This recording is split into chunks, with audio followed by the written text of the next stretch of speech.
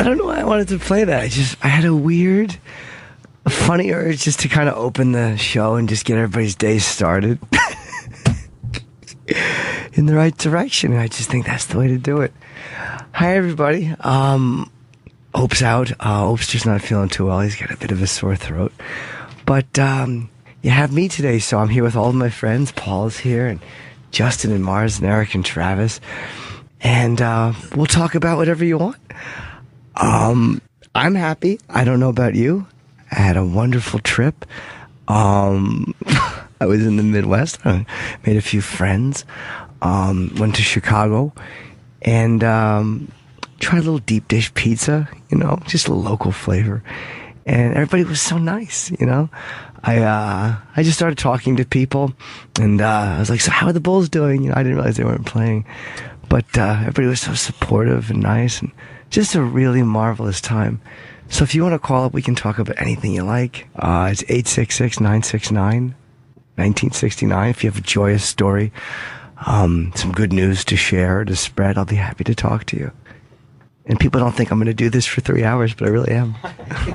Because it just brings smiles to people's faces. I should have brought Little Buckaroo. You think people would be annoyed if I did that for 3 hours? I think so. It is tempting. I won't be sick. And I called a couple of people. Kurt is coming in at about 8 o'clock. I didn't want to have... Thank you. These are my William Shatner question notes Kenny's bringing in. We have William Shatner coming in. And Tyson. And Mike Tyson. He's on the phone, though. William Shatner. First thing I'm going to do is I'm going to ask him about Star Trek. So, you were in Star Trek, right? Do you guys do people still talk about that or what? Go. I have 3 questions for him. It's that and Leonard Nimoy. He wrote a book about Leonard Nimoy. So I'm going to say, he was Spock, right? And he's going to say, yes, he was. I'm going to be like, what about those ears? Go ahead. And I'm going to give him a few minutes to talk about that and expand on it. So it should be a real fucking gangbusters of a show. But the first hour, I'm not going to spend the whole hour, but I want to take some calls because I released my Chip Chipperson animation, and the reviews have been mixed. Some people have loved it. Some people have hated it. So I'm happy to discuss with people what they liked about it, what they hated about it. The funding is actually going well financially, but it's not all about the finances. I want people to like it. And it's a weird undertaking when you do something like that. I was stupid about certain things. One of them is, Louis C.K. one time was talking about a show he was discussing with a person. And he said the person was going to do something. And Louis said, well, I don't know what that means. And then the guy explained it to him. And Louis said, well, if you're not going to be sitting with every person who's watching this, that doesn't make sense. If you're not going to be there to explain. So I have live audience noises in this teaser. Teaser's a better word. Coke Logic told me I should say teaser, not pilot. He was right. Never did I intend the entire series to have a laugh track. It was kind of a sarcastic goof on that. I have another episode, which I may have come out today. But I never intended to put a laugh track for real. But I should have had episodes out first. You don't release something and then say, this is obviously not how it's going to be, and then all of a sudden expect people to know that. That was really stupid of me. I got an email from Coke Logic, and it was very helpful. So he and I chatted a bit back and forth, and that was one of the things. I was like, why did I think that people would understand that was not the way the whole series was going to go? So it was interesting to hear what bothered people about it, what people liked about it. So, if you guys want to call, I'm happy to take any calls that you guys want to talk about. Whatever you want to say is fine, and I'll see if I have an answer for you. The weekend was great, by the way. Thanks to the people who came out to Chicago and to Detroit and to Milwaukee. Really good. I had no idea how it was going to go in the Midwest. It was fucking 10 degrees. It was miserable. A miserable trip as far as the weather. But we landed in Chicago. Of course, LaGuardia was down to one runway for some reason. I think the wind, high wind, whatever. So we flew into Chicago and we had a great, a good show. Probably one of the best shows I've had in a year. And then drove to Detroit. What a miserable fucking 4.5 hour ride. I'm telling you what a great trip I had. And now all I'm doing is saying what was miserable about it. Stop with the negative. That's the problem. He gets too negative. He starts too negative, and all of a sudden there's a frown. I really enjoyed it. So thank you to all the people who came out. I do appreciate it very much. And so the phones are starting to ring.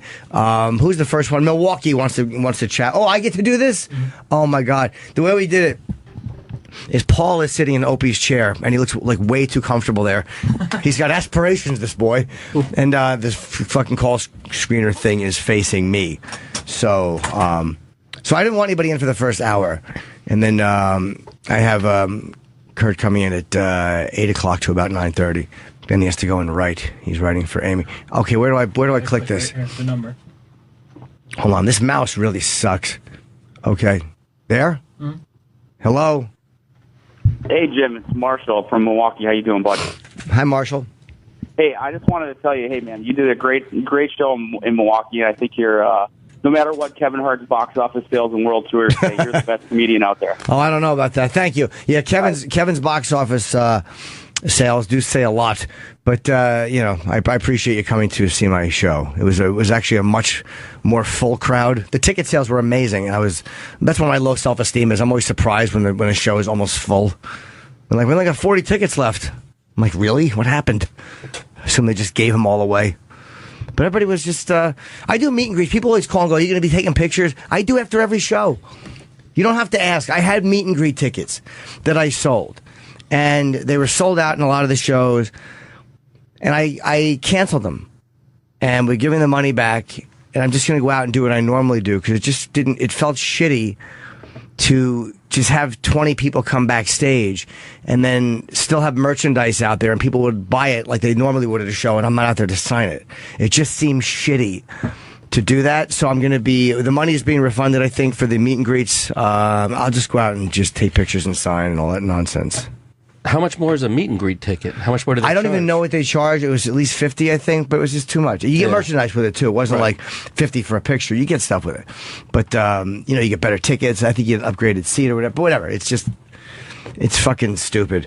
And I definitely want to talk about Elliot Spitzer, too. Let's see. Oh, God. Who's this person? Oh, I'm getting all nervous. I'm moving the little mouse, and it's going all over the place, and I don't know what to do. Hello? You're on the telephone. Hey, Jimmy. Hello, sir. Hey, I appreciate you taking calls about this. Sure. It just means that, you really want to see it be a success. But I kind of thought that, is it all about Chip, or is it, because I think Uncle Paul kind of stole the stage with what you put out. Well, the original idea with this first thing, which again, Pilot's the wrong idea because Pilot sets the tone for the entire series. So I probably shouldn't have called it that. It was more just an introduction to who these guys are. There was no real story. Is that your phone, sir? Okay, I'm gonna probably is. I'm sorry. Okay, I'm gonna hang up just because it's getting a little distracting. But I appreciate the call and thank you for the Uncle Paul comment. Okay, buddy. I did it wrong. Glad we weren't arguing. I did that wrong. Is that the button I push? There you go. Hit this one down. I gotta go all the way down there? Oh, what the fuck? Oh my God. What's all this? So, it was more an introduction to the characters. Like, I had showed Colin that script a long time ago. And he said to me, he goes, yeah, but you need a story. Why are they here? Where are they going? And I was like, yeah, no, I know, but I'm just trying to get them. Because I knew I had to make a video. I've never done a fucking campaign before for funding. I don't know exactly what I'm doing, obviously. So I'm like, how do I do it? I'm like, well, let me just introduce these characters a little bit and let them do it. It wasn't like, this is what it's going to be. There's obviously little storylines and stuff. But, people had legit points about, why are they just showing up and the we don't like the fucking audience laughing. And I'm like, I thought people would understand that that's kind of just, I'm shitting on something, but there's no way you could have understood that. How could you have? So that was an error. But thank you for the Uncle Paul comment. That's another reason I want to do this. I had done a sketch for Vice. We did Uncle Mingle, which I had Anthony in and Metzger and a bunch of Dan Natterman. But the sketch I had really wanted to do on the Vice show, which was a reality show with Uncle Paul, and we shot it, and I love it. It was like a 4-minute reality show where it opens up and it's Uncle Paul talking to camera and he's like, hi. And he's, the theme song kicks in and there's a lot of fairly repulsive scenes with Uncle Paul. Nothing like with a kid in it. I mean, I'm not an idiot. There was no children in it. But, let's say Uncle Paul was walking through a park. Perhaps he was sniffing a swing. There was a lot of things that I thought were a laugh riot. And so we made this 3-minute reality show or 4-minute reality show. And again, in fairness to Vice, they were like, you're doing 4 episodes. 2 have an Uncle Paul sketch. I'm like, well, I did show you guys these. You could have said no. They had approved all sketches, so... But I guess once they saw it, Eddie, the guy in charge of content over there, was kind of like, could you cut this down a little? So I was like, okay, pick my battles. I cut it down. But before the episode aired, he goes, look, man, I showed this to a lot of people. No one thinks it's funny. We can't. So that was one I didn't even fight for. I was like, all right. Uncle Mingle, he was fine with. But I was like, okay, 2 is a little bit much. My sensibilities are not always everybody else's sensibilities. Like, I kind of... In certain things in my career, I've actually been really smart with that. Like, that was one of those things where I think Uncle Paul's great, but I'm very jaded, and I forget that most people don't think a guy fishing around in a youngster's hiney for fucking stolen candy is hilarious. You know? So you don't think that's a mainstream idea? No, Travis, I don't. So I have to realize that. So with something like this, with Uncle Paul, I don't know exactly what... If I go to a network with these characters, even if I let them animate it, I don't know how much of a storyline. There's a bunch of episodes that are written, a bunch of things. None of them are like the first one. And I'm not shitting on the first one, but I do understand a lot of the criticism.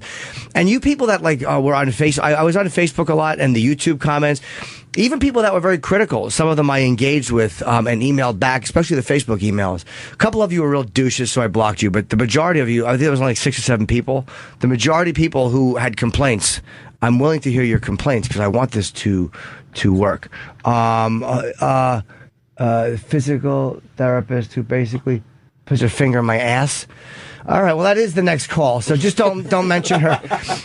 We'll discuss Chip, but importantly, if you want to discuss a finger in your asshole, that is part of the form of this program. But, sir, just realize that, don't name the person. I can't have you name the person. No. You could tell Travis so I can get a hold of this gal. Oh, my God. She is a doll. Let me tell you, she's pretty. And my urologist actually sent me to see her because I had tailbone pain. And I was like, dude, I don't know who to see, a bone doctor. He's like, oh, I'll send you to this physical therapist. Oh, my God, she is amazing. And you know what? I'm not spending as much as you do, with your Women of the Night.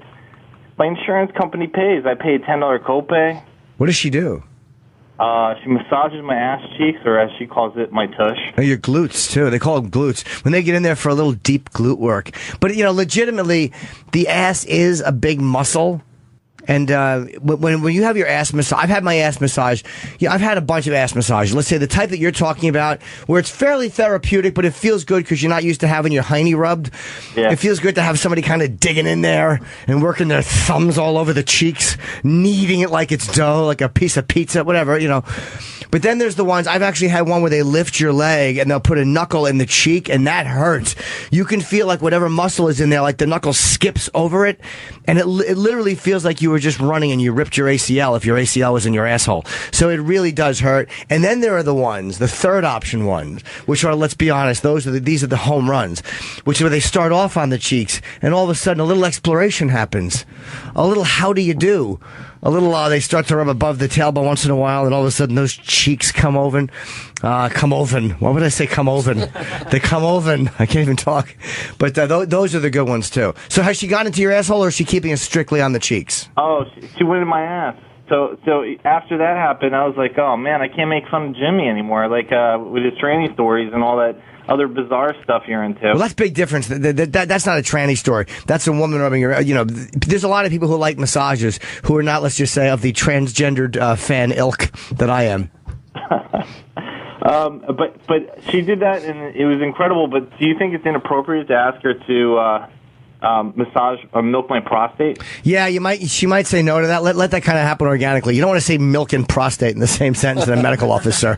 That's probably not the best way to phrase that. Could you milk my prostate, madam? You don't. I love it. That's when Al Gore had his thing where he was. Remember, he was in the fucking hotel and he got busted. They said he did like an inappropriate shit with a masseuse. I've stayed there. I got it because he said something like, he kept asking me to massage his chakras and his glutes, and I'm like, he was using creepy therapy terms that I've used. I've done that before. It's like, you don't want to say, hey, could you rub down by my dick and balls? You don't want to fire out the word dick and balls. So you're like, could you massage my chakra? And as soon as I heard that, I'm like, guilty. He's guilty. That was my opinion. I can't say that I can't make a statement of fact that Al Gore wanted to be jerked off, but I can only imagine, and if he didn't, he should have been, for Pete's sake. All right, thanks for the call. Good luck. You should give Travis her name so I can call her, sir. Oh, sure. If she's a medical doctor, I do have tailbone pain. Thanks a million. Health insurance, it's great. Thanks. All right, God bless. Is that the hang up right there? Yeah. Okay, this is something I will talk about now. I wasn't going to, but I believe Big J. Okerson and somebody else did discuss this, so... hello? Hello. Hi, buddy. How are you? Good. How are you, Mr. Norton? Good. So I read recently that Keith Robinson had a stroke. I was just wondering how he was doing, or if you had any information. I have minimal information. The reason I wasn't going to discuss it is only because I think initially Keith had wanted it kept private. So out of respect for him as my friend, I wasn't going to discuss anything medical with my friend that he didn't want discussed. But then I heard and he told me that. So like, Jay, I think Jay talked about it, but Jay didn't know. Jay probably just, him and Kurt might have discussed it. So it's not like it's a secret. Yeah, he did have one, but it wasn't a major. Thank God, he is going to be, it looks like okay from what I know. I was in Kentucky and I got a call from a guy named Jeff, who we know, a mutual friend. And he's like, so how's Keith? And I'm like, oh, you never want to hear that. I'm like, oh, no. I'm like, how? And then he told me, so I'm like, what the fuck? So I texted Keith, I texted Colin, I texted a bunch of us, and I finally just called Keith. And he answered. He answered the phone. I've never been happier to hear that fucking stupid ass pick up the phone. I've never been happier to hear Keith answer the phone, and I never will be again. That one moment I was happy to hear him. Always when I call Keith Robinson, I want the answering machine. But he answered the phone, and I'm like, what the fuck, brother? How are you? And we talked, and he's okay. He said that I don't know if he drove himself to the hospital or somebody else did, but he just felt something wasn't right. And, high blood pressure, it happens as you get older. And I went and saw him the day I got back. Colin and I met.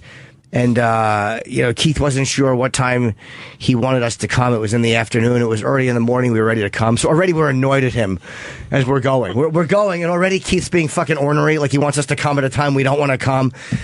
So Colin and I went and saw him, and he was in the hospital, and he was okay. He had his sense of humor about him. Physically he's going to have to go to rehab and stuff. But it looks like he is going to recover.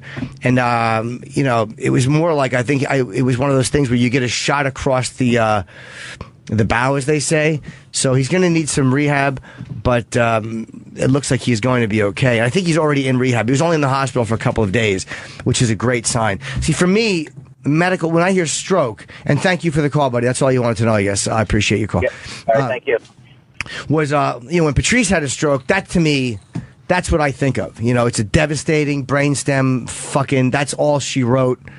Goodbye, my friend, stroke. But with Keith, I was so happy to talk to him and be able to see him, and he had a sense of humor, and we were shitting on each other. It was, it's like, okay, this is one of these things that happens as people get older, and hopefully when it happens to a friend, when something happens medically that's not good, you hope that they do whatever they have to do to improve their health. And, it's like when Otto had his fucking, his meningitis thing. He was in the hospital for a while, and I don't know what he did when he got out, but, killed him a year later. So I'm hopefully, I think Keith will be in better shape than Otto was. Keith didn't abuse himself, I don't think, over the years. Otto did a lot of drugs many, many years ago. Not that that's what killed him, but I think that weakens you on some level. Okay, let's see. Wants to talk about the cartoon or the show. Hello. Hello? Hi, buddy. How are you? I'm doing all right. Can you hear me okay? I'm in my car. Kind of, yeah. I'm reading across. Your name is Brandon in Michigan. Oh, my eyes are a little better than I thought. Yay! What's up, Brandon? Hey, I just wanted to tell you that I liked what I saw in your Kickstarter or Indiegogo, yeah. Show. Yeah. Oh, sorry, yeah. Anyway, I was wondering, are you going to write all the episodes yourself, or do you have, guest writers, or... That's a good question. I've thought about that because one of the criticisms people gave, and one of the things people said, they're like, we didn't feel it captured Chip. And I understood why people would say that. I really did. And here's why I understood it. Do you guys hear that fucking... It's the construction. They do construction and shade? Yeah. That's good timing. They can't do that overnight? That's what we're trying to do. They're doing construction next door? What the hell? By the way, if anyone who wants to help out with the Chip campaign, go to my... We have chipchipperson.com, but there's no link up. So just go to my Facebook or whatever. There's a bunch of links to it. I am going to be writing the episodes, but one of the reasons people said it doesn't represent Chip, they want to see Chip in these live, weird situations, like with people but I understand that. I don't discount people saying that. Like when I first saw Borat, like I love Borat. I love the Ali G show, and I love Borat as a character. I hated the movie Borat. And it's $100 million film. I'm certainly not comparing, a fucking borderline autistic fucking character I do in a radio studio with $100 million juggernaut. But the point is, I love Borat, and I hated that movie. And it was well done. It was a good movie. It was a funny film. I didn't enjoy it because for me, I could not marry this character who I only liked in these live situations with a scripted and what I would see as an enclosed set of circumstances. No matter what he did, I knew it was with other actors. Because he did some funny shit. It didn't matter to me. So there was no way for me to enjoy that. So there are people that may have that reaction with Chip, and there's nothing I can do about that. But you got to think, like most times you've heard Chip. And I thought about this a lot, believe me. I thought about this fucking idiot character more. Most times people have heard Chip, it's not in those crazy situations. It's in this room. Most times people hear Chip, and I'm still not discounting the things you said. I'm not saying that there aren't things I'm going to do differently and have already done differently in the writing. But when I do Chip, most times you hear Chip, it's in the studio. It's with Opie, or it used to be with Anthony. It's with Sam, or it was with Travis, or Justin and Eric, or people who are my friends, or Bobby, or young Paul, young fucking well-coiffed Paul. It's in a, I hate to say it, but it's a family situation where everybody knows Chip. Most times people hear Chip, it's not in circumstances where nobody knows him, or where he's shocking people. Those are the Comic-Con videos, which I love doing. So for me, just to go out and do interviews, I did think of it, but I'm like, it didn't feel right to go out and do interviews because then I'm just doing interviews. I'd rather just show them.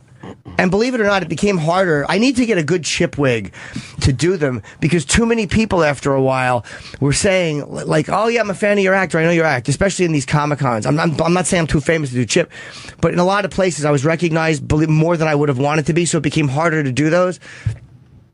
But that was one of the issues with that. Because I considered that originally. Do I want to do this where I'm talking to people?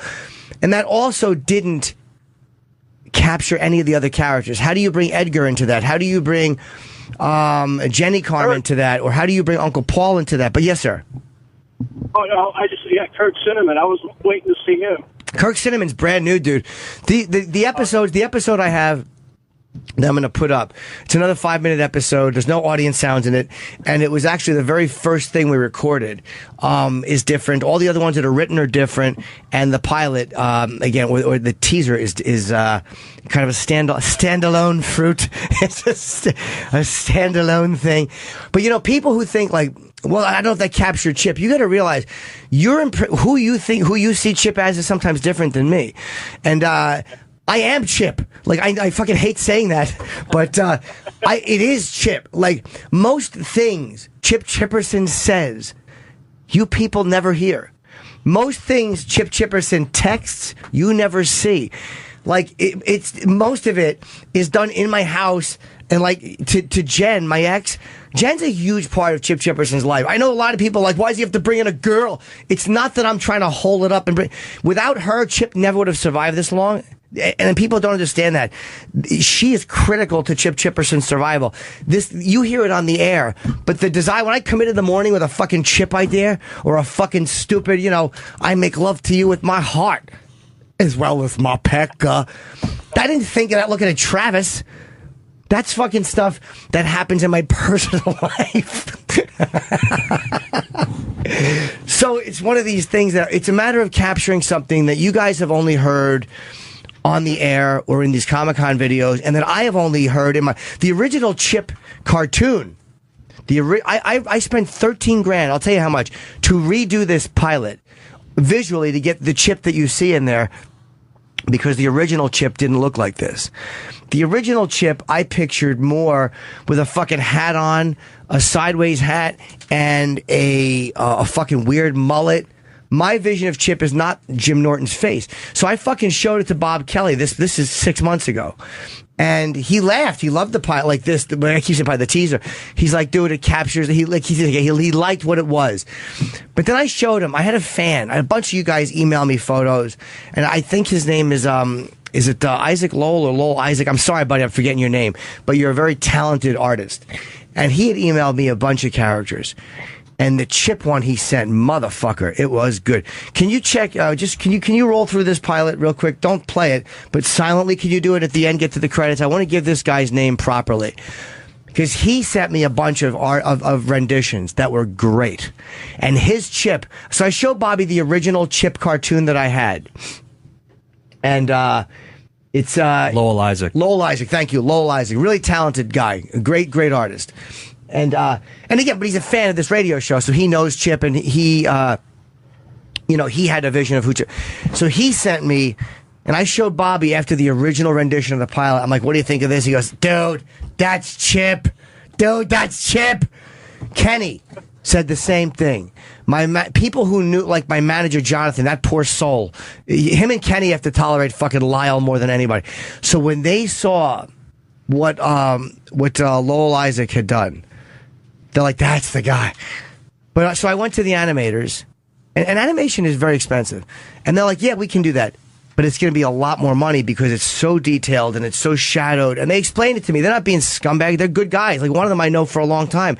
They're fair guys, and they wanted to do this. But they said, look, man, to do that is a higher level of animation. They walked me through a whole bunch of levels of animation. This is what you can get for $3,000 a minute. This is what you can get for $5,000 or $6,000 a minute. Like, animation is really fucking expensive.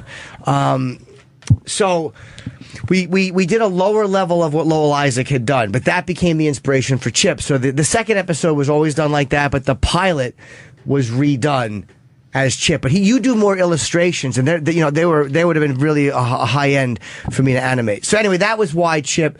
One of the reasons that he looks the way he looks, and as far as capturing this character, I apologize for babbling. I'm talking by myself here. Thank you very much for your call, buddy. I'm going to get to some more calls too. Let's see. Jimmy, is that? No. That was an idea he had sent me, but the one he sent was much more like Chip. But you see how shadowed that one? We're looking on the monitor of a Chip idea, and that looks almost Ren and Stimpy-ish, I think, or is it South? And it captures something about Chip, but it's not as close to Chip as I wanted. But this son of a bitch is great. He's a great drawer and a great artist. But look, that captures Chip too with the hat right there. Yeah. We're looking at a bunch of them. And Lowell Isaac, what's his name? Lowell Isaac on Twitter. Go there and look at some of the ones he had tweeted. But when you look at even the ones I didn't choose, look at the detail to the drawing. Look at the multi-level coloring. To get that to come alive and to have expression. And again, these guys were very patient with me, the animators. I didn't know a lot of what I wanted. You guys have to realize, some of you guys, like, you fucking cut. And by the way, the feedback on a lot of it was more positive than negative. I know I tend to focus on the negative, but a lot of people loved it, and I appreciate those of you that donated. And, I'm just focusing on the people that had questions about it, because your questions are fair. I know most of you like Chip. It's a character you want to support. Let's see here. Wants to give feedback on the show. Oh, there it is, right there. That, to me, that fucking photo, that painting that he's doing, that captured Chip Chipperson. That, when I showed that to Bobby goes, dude, that's Chip. Yeah. But when I went to them with that, they're like, it's a really amazing illustration. Yeah. That's a great piece of illustration. Right. But to do that, again, I'm not doing this with any network, obviously. So, let me go right here. I want to give some feedback on this show. Oh, that's Brandon. Brandon, you still here? Oh, I didn't hang up on him, Brian. I'm not even good at hanging up on people. Oh, I'm so glad we're not quarreling. What a disaster this would be. Let's see. Can you ask Shatner? Does Jim feel my... Oh, no. Let me ask this guy here. No, sir, I do not. Yes, sir. What's up, buddy? Hey, Jimmy. Love you, man. Thank you, my friend. Just a quick question. I'm not trying to start shit, but ever since the meltdown, 2 months ago or so, Uncle Paul really doesn't show up much. And I think we all know why, because, Opie voiced his opinion. Do you find yourself holding back? Because we love Uncle Paul. It's funny. No, when Opie and I had that fight, afterwards, things have been very calm around the studio. There's been no residual tension or anger. And again, I talked about this originally on my advice show, I think the day after, 2 days after. When you argue with somebody who you work with and you collaborate creatively with live and on the fucking radio, you begin to work through it the next day just because even if you're not talking off the air, you guys, if you fight, whatever job you do, say you're on a job site, someone steals your bologna sandwich out of your lunch pail, you don't want to look at that SOB for a while, so maybe you go talk to the electricians, you don't talk to him for a while. You can avoid people. You can't avoid somebody who you're on the air and live with every day. So the next day you're talking. You might not be looking at each other as much or whatever, but all of a sudden you'll say something funny or the other person smiles at something you say, or you'll both laugh at something together that a guest says. It's a weird way of beginning to work through something. And then by the time you discuss it, we never really had a sit down, talk about it thing. He's never asked me not to do Uncle Paul. I will always do Uncle Paul. That's one that bothers a lot of people. Anthony interacted with Uncle Paul, but look at Anthony's lifestyle. Uncle Paul and Anthony have a lot in common. But, no, I still do Uncle Paul. I'm still okay doing Uncle Paul. I still fire him out and I do him. But again, it helps if there's somebody to my right. Like if Bobby's here, I might do him a little bit more. But it's not that Opie is throwing out a don't do that vibe to me. He's really not. Like when I do Uncle Paul, he still smiles and he laughs about it. He's not scolding me with his eyes when I do it. But, maybe if I have done it less since that, it's not a conscious thing. My fucking wife hates Uncle Paul. As she should, sir. She's a good woman. By the way, one of my favorite moments this week, I think it was in Milwaukee, where I just talked to people and we were sharing stories and telling jokes. One of the funnest things after Milwaukee was a guy and his girlfriend there, and he's like, "Dude, can we take a picture with Edgar?" She fucking hates Edgar. When people tell me how you're ruining your lives with these fucking dopey characters, when you're doing Edgar, you're doing Chip, it makes me so happy. The joy you people bring me. That's another reason I really want this animation to work. Dude, I'm not going to make it. And thank you for the call. Did I answer your question okay? Sure. All right. Yeah, take care. Good, yeah, Gregorio doesn't like it because a lot of times I bring back memories. I used to muss his hair. I used to kiss the bridge of his little freckled nose. One time I was drinking sardine Earl, and he said, "What have you been eating?" I put his nose in my mouth just so he could smell it all day. I'm not going to get rich off of these characters. I'm not looking to make money for real, man. I'm not looking to make a shit ton of money. Let me answer the audience noises. I addressed the audience noises, the audience sounds, the laughs. What I originally wanted, and people criticized the sounds, like, hey man, the sounds are, again, it's a work in progress. I was, in fairness to the animators, man, I didn't know exactly what I wanted. I was all over the place. Can we do that? Can we do that? What about this? What about that? Like, Coke Logic pointed out, well, you could have done this with the camera. You could have done that with the camera. He made some very smart points.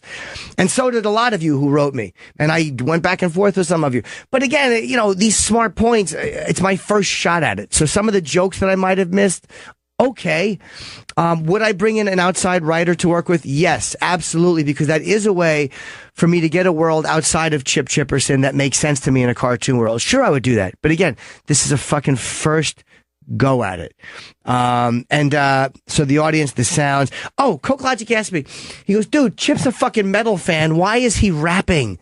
It was a funny question. I never thought about that. That's one of those things that I walk around my house doing as Chip. I literally am a mentally ill fucking weirdo. You people that think I'm a weirdo, you're not wrong. I walk around my house sometimes, and I'm sorry to be yapping about Chip for so long. I'm sure, it won't go on for the whole morning. We have a guest here. But I'm fucking walking around sometimes just doing it. Like, I'm literally like, you fucking suck, caca, in the mirror, and I'll get something. What was the one? What did I say? I'm one tough cookie, but I'm also delicious. I just started singing that the other day. That's fucking... I just started doing that. I don't know why. I was just doing that. I'm one tough cookie, but I'm also delicious. And I fucking... I forgot about that until I'm talking to you now, and I sent that to Jonathan. I sent that to my manager in a voice text, and he goes, boy, that's terrible, but it sure is catchy.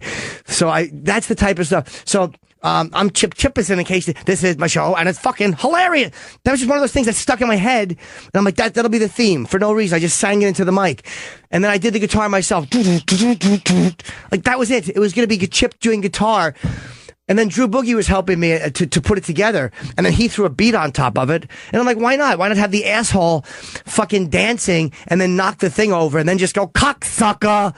That was why I did that. But it wasn't like that, 'cause I think Chip should be a rapper. It was one of those silly things that came together. And I'm not against changing or trying different theme songs. People got so mad. It was so funny how angry people got. You fucking piece of shit. Like, dude, it's a work in progress. Relax. I'm willing to fucking to chat with you fucking people. All right, whatever. Jimmy, isn't it weird though that people are giving you notes about like little like one line here, one? Like, no, I don't mind it. You don't mind that? No, not Isn't it at like all. a micromanaging kind of thing about? But I'm your asking idea? for funding. It's almost like I'm saying to people, I would like your help with, and people who think I'm not going to use any of my own money. There's no way I'm going to recoup all of my money. I've already spent, not that you care, but I've already spent 40 grand. But a lot of that was, again, in character development and blah, blah. There's a whole lot of shit that I could have saved money if I'd done it faster. Right. No, I'm not mad. Because if I'm asking for funding, if I'm saying I want you guys to fund this, all I want to do is come close to breaking even. I don't want to fucking make any extra money. If I got extra money, if I get money that was more than what that I needed, I would just spend it on this. I would raise the level of animation, or I would do an extra episode. I'm not going to keep any of this fucking money. I'm not looking to gouge fans and put it in my pocket. I just want to do this because fans have been asking me to do this for a while. And maybe that's one reason people had such a strong reaction, because, maybe they're like, hey man, you want us to help out. So, I mean, I've never been afraid to as long as you're not a total twat about it, I'm happy to hear what you think. Because you guys here, Chip, you're the people I want to like it. Like, I'm not doing it for myself. Like, I mean, I enjoy it, but I don't see him the way you do. So if I'm doing something and you think it should be done differently, dude, I literally walk around my house all day. Fucking, he pops into my head, but I don't see him the way you do. So this is one of those things. It's like it's gonna happen in steps. That stupid theme song was in my head all weekend. It was, right? But dude, it got in my head too. I know. But when Coke Logic asked me, because Coke Logic's like, why the fuck's he rapping? That was the only reason. Like, that was how it came together. To be annoying. Yeah, it was an annoying, get stuck in my head for anything that you people suffer with. I've suffered a lot longer with. People in my life have suffered. You think Jonathan hasn't heard that before? You think Jonathan's not walking around going, I'm one tough cookie, but I'm also delicious? I don't know why. Why would he say that? All right, let's see. Oh no, Don in Michigan, his wife won't let him. Okay, this could be an issue. What's up, Don in Michigan? Hello, Hey. Don. Hello, Don. Goddamn dead dog dedication. What's up, pal? I don't know if you remember on Friday night, I told you, I said, hey, I'm going to give you $500 for the. Oh, yeah. And my wife, she's come to 3 or 4 of your shows with me, and she loves it when you do Uncle Paul on stage. She Sure. thinks it's funny, but once she saw the pilot on the way home, she said, if you're gonna be doing this, I want to watch what you're giving money to. And she saw Uncle Paul and was mortified. Like, she laughs on stage when you're on stage, but when she saw the cartoon, she was like, nope. Yeah, well, I'll be honest, sir, that's the price I pay for doing that. That's going to happen sometimes. Uncle Paul, Jelly, by the way, a lot of people don't know who Jelly is. That's one in my personal life that Jen has been, mostly he comes out through text, but Uncle Paul was always trying to molest Jelly. It was a whole fucking thing, man. So you guys are seeing a lot of what Chip really is. And Jelly is not because I want to put a cute kid in it. Jelly is the one that Uncle Paul tries to fuck, and Jen would get so mad. Like, it was legit. It wasn't a play acting thing. But he's like, that boy backed his. We did oh my God, we did that in the fucking pilot. In the thing I shot for Vice too. There was one scene where E-Rock, young Eric, a fine actor, that young Nagel boy, has a future in Hollywood. He plays a cop, and he's arresting Uncle Paul and pulling me out of a comic book store. And I'm going, I didn't do nothing. That boy backed his hiney onto my fingers as I walk past the camera. It's all part of the reality. I can't believe Vice didn't want to show that. So, and E-Rock is the young, sturdy police officer. So that was where that was from. So yeah, I can understand. Hey, if you want to give $10, give $10. And if you can't, I appreciate you checking it out anyway. No, I appreciate it. And hey, man, we're very lucky to have gotten to see you here in Michigan 2 times in 6 months. Yeah, I can't believe how many people came out. I didn't realize that I was that close. I never rape a market, and thank you for the call, pal. I never rape a market like that. I never go right back into a market, but it was part of the tour. I didn't realize it was that close. So thank you to all of you who came out. It was a fucking full crowd. So I was happy to see people see me twice. It was actually 4 months ago I was there. I forget what I was going to say. So we will go to the Fern. Oh, no. Okay. Hello, sir. Hello? John in Delaware. Oh, hey, how you doing, Jim? Oh, it says prefer. I misread this because I'm across. I thought you were going to say prefers to listen to Opie to Jim. I thought you were just saying you prefer to listen to Opie to me, so I was going to take the call and just take my beating. Hello, sir. I'm not gonna lie. I think I'd rather listen to you. But oh, sir, with the language, say, man. I started listening to you guys like 2 months ago. Before, I always listened to Howard Stern, man. Don't say his name. Oh, sorry. Old habits. I'm not gonna lie. I'm not gonna lie, guys. You guys are so much fucking better. I heard of Opie and Anthony, but I didn't really know you guys and stuff. So, but you guys have a great show, and your animation thing, I definitely got to check that out. Well, thank you, sir. And if you want to donate, that's great. And if not, I appreciate you checking it out. And it will improve. And I am, like I said, man, I've always been with stuff like this. I want the fans to like it. I mean, it's not going to please all of you. And like I said, by nature, no matter what I do, the way I never loved Borat, a lot of people will never love. But the people who like the jokes, some of the jokes we did, it's a work in progress. So, again, just if you want to contribute, and I'm happy that you to check it out, even if you can't. Thank you for the call, sir. Okay. All right. Yeah, bye. Let's see here. This one here. It is Ethan in Ohio. Hello, Ethan.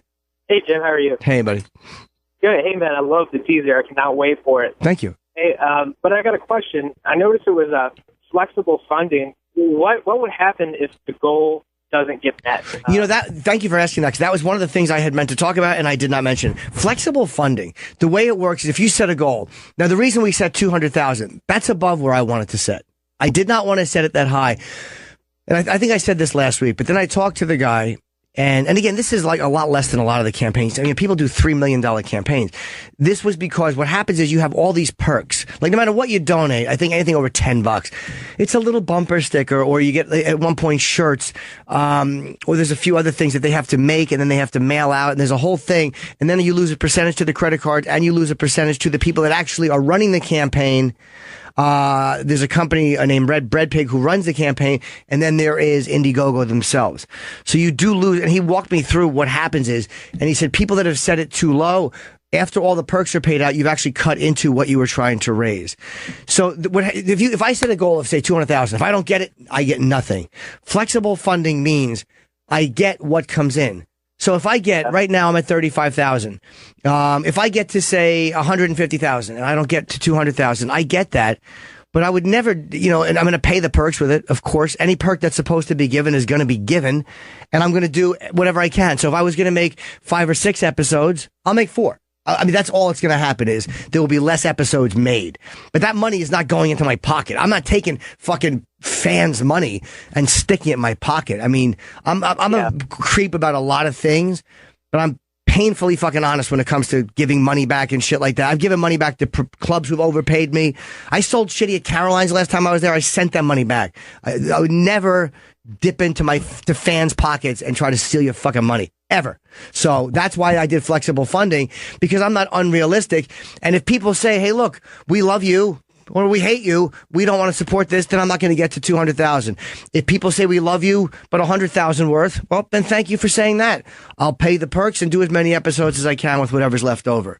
And do you get the money? Do you get the money all as a lump sum at the end? I honestly don't know. I've never done this. I don't know. I don't know when the perks get made. You're right. I didn't think of all that when I thought of just doing this. I originally thought like, hey, yeah, you do this and people donate. I forgot that you have to have somebody create this page, monitor this page, send out the emails, do all that stuff. I forgot that you have to have people ship this stuff. I forgot that there is a whole lot of stuff that has to be done. I forgot that Indiegogo. I forgot about the credit cards. There's just a lot of stuff. Again, I didn't think of when I started this road. But thank you for the call, man. And again, if you can support it, great. And if not, thank you for checking it out either way. The second episode, I'm thinking of releasing it today or maybe earlier this week. I'll put it up. It's a 5-minute episode. There's no audience sounds in it. There's kind of a beginning, middle, and end to the story. Again, it's a short story. It's less than 5 minutes.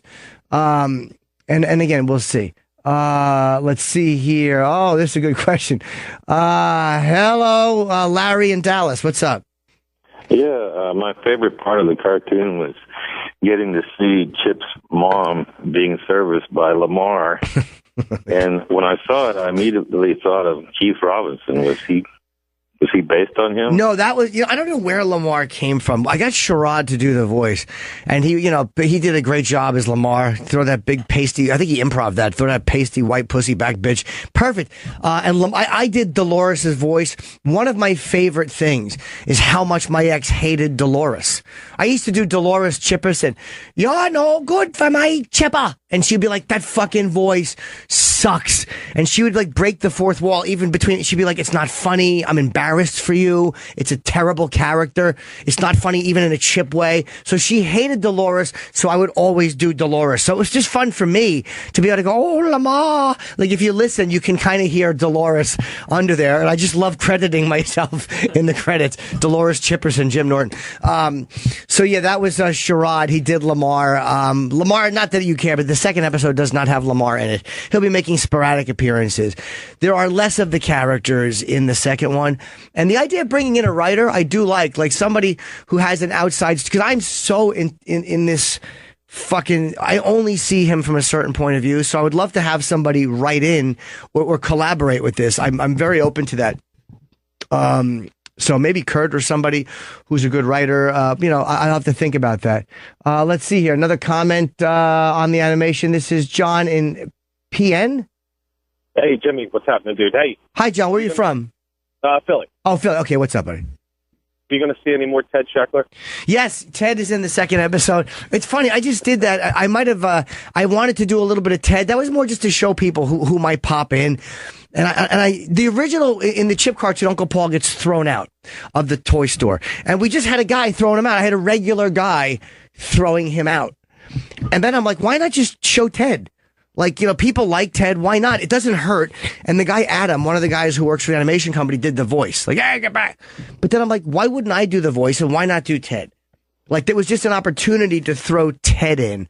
So I did. So yes, Ted will be popping up in a lot of these episodes. I have another episode where I've written Ted into a commercial.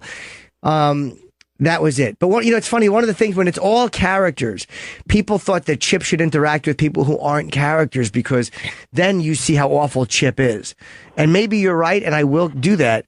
But you have to realize that a lot of the times you've heard Chip, and I'm repeating myself, he is interacting with people who absolutely know him, who are there's no one in this studio who's uncomfortable with Chip. Travis is not uncomfortable with Chip, and Paul is not. None of these guys are shocked when he pops in. What's going on, you I don't do it when Shatner comes in. I'm not going to go like, so Star Trek, fucking Leonard Nimoy. Do you think his peck is pointed? I should do that, but I won't. So, yeah, and that one confused me a little bit. But, live studio, usually in studio, I talked about that. Another problem. If I just did Chip, I think I said this, as outside interviewing people, I couldn't have interviewed introduced the other characters. And thank you for the call. I'm going to let you go. One more question. Oh, sure. Hey, you going to be on Horace and Pete at all? I don't know, to be honest. Louis, he told me about Horace and Pete. Louis' new show. I've seen a clip of it with, I've heard it's very good. He told me he was doing that when we went to that fight, that boxing match. He told me about it. I don't know. I don't know exactly what it is. I should probably watch it. But the clip I saw had Nick DiPaolo in it, and Nick is fucking great. Nick is a handsome, good-looking actor, man. Nick, check out Horace and Pete, and just for DiPaolo. He's fucking so good. I haven't seen any of Louis' scenes. Metzger piped up a little bit. Jessica Lange piped up a little bit. But it was more DiPaolo at the bar talking to a couple of other guys about politics. So, yes, go ahead, sorry. I guess they should have called horse and buggies or something. Fuck yeah! Horse and carriages would have been the better name. I said that to him. I was like, come on, Louis, your hair's all red. What do you got, fucking a period on your head or something? All right, Jimmy. You want a Grammy? How about a grandpappy, suck-cucker? All right, thanks for the call. All right, let's see here. Any other comments? That's with Shatner. Hold on, let me see here. There are only two other actors in board. Let me see here. Yes, Bobby in Florida. Hello. Fuck yeah. What's up, Bobby, Florida? What are you down there getting a suntan or a daughter tan? I'm just chipping you, babe. Go ahead. What's up? Hey, real quick, man. There's only two actors in Borat. the fat black whore and his fat Armenian friend. Or Something whatever. tells me that you have the names wrong, sir. I think you're thinking of Lonnie Love, and I forget the guy's name. I thought, you know what, dude? I know what you're saying. I felt more of those situations in the Borat film, and maybe you're right. But don't forget, Pam Anderson's in it. There's a whole storyline, and I'm not shitting on the movie. I'm not saying it wasn't great, but but it's all like pranks on people. It is. But when you look at the Pam Anderson thing, the whole storyline, he's writing to Pam. Wasn't he calling for her? I wanted to meet Pam. I'm not even saying it was bad. I'm just telling you why it didn't resonate with me. Like, I'm not criticizing the film because, again, it made over 100 fucking million. He did something right. But for me, it's why that didn't translate. It felt like it was an enclosed environment. And it was also difficult for him because at that point, Borat was such a famous character. Yes. That, I mean, that's why he had to stop doing Ali G, too. That's what I'm saying, right? That's not what you're saying. No, me and Chip. him got the same Nope, thing. You're not on the level. I am so. Nope. People are like, oh, it's Chipper. I thought it was Borat. Okay, thank you, sir. I didn't know that. All right, let's see. Easy, Okay, buddy, let's see. Mike in Massachusetts. Hello, Mike in Massachusetts. By the way, Mike, before you get to your call, are you on with me right now? I am. I'm coming up to that area this weekend. I'm going to be in Maine, my first time in Maine ever. So I just want to come up and talk about lobsters and share some fun stories about fishing in Vermont and things of that nature. And I'm doing 2 shows in the Wilbur Theater. Boston always sells out. And then I'm going down to Foxwoods and one other show in New Haven, Connecticut. So if you're in the old Massachusetts area, please come out and see me. And what's up, pal? Yeah, just I love you guys. I appreciate that. Love is a positive thing. It's such a positive thing, no doubt. But I had a question. I guess Anthony does your characters on his webcast or whatever you call it, podcast. Podcast. Say it right, you piece of garbage. Yeah, and he does tons of impressions and everything. You know, Anthony, you worked with him for 14 years or whatever. And I guess I was just curious, like, how do you feel, like, as a performer to have someone else also doing your characters? Now, obviously, it's Anthony, and it's like your boy, you guys are on the radio together forever. Your character was basically developed with him.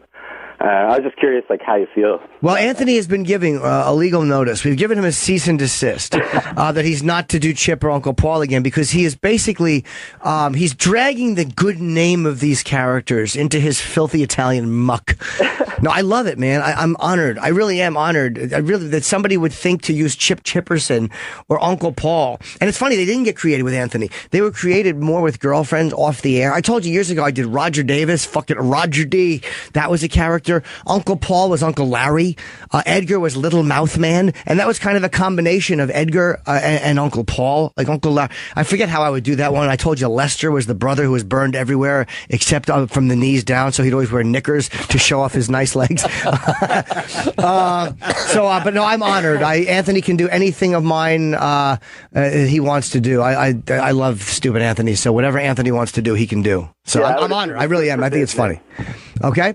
Yeah, thanks. Thank you, my friend. Let's see here. Kenny has brought me eggs, but I want to keep talking to people. You know me. I just get alive here. Hold on. Okay, Ellen? Oh, Ben. Jesus. Okay, that looked like, the B looked like 2 L's. Ben in Arizona. What's up, Ben? Hey, how you doing, Jim? Huge fan, man. Thank you, man. Great honor. Thank you, buddy. Yeah, man, I love the animation. The only thing is, man, it's always hard to take these awesome characters off of the radio. You know what I mean? Yes. Like, as far as, like, it's spontaneous, like when Chip's on there and you guys just start going and then Chip just says some dumb shit, like, it's hilarious. Like, you crack up. Yeah. Seeing him in an environment where he's, like, on TV with characters, it's funny. Like I said, it's great. It's just one of those things, man. It works so much better on the radio. Well, thank you. You know, it's funny, man. That kind of falls into the, how do you take something? Because even when it's in here, I'm saying it, like people are hearing Chip in an enclosed environment. But even when you guys are hearing him here, you are hearing him off the cuff. So exactly. How do I translate that? How do I translate off the cuff Chip that you hear, even in the friendly environment with Travis and, whether it's an Opie or Ant or any of my friends, to an animation where, again, like I said before, it's an enclosed environment. It's a pre-planned environment. It's a very tough jump to make. And again, I can't animate radio bits. I don't own the rights to them. I want to do it. I'm going to start a podcast, but again, that's one of those things where will Chip work on the podcast? Will there be interactions? But right now, I don't own this stuff. So all the things you guys have seen or heard on the radio, I love that you love it, but I can't take that and animate it. The people who said, somebody emailed me about Gervais, like he did that, but yeah, Ricky owned that content. So I can't do that. I totally understand. Like I said, I'll support anything you do, man. And I know it's the first one you've done, so I can only imagine it'll get better, man. Thank you, Ben. I appreciate you supporting it, and it will change and get better and morph.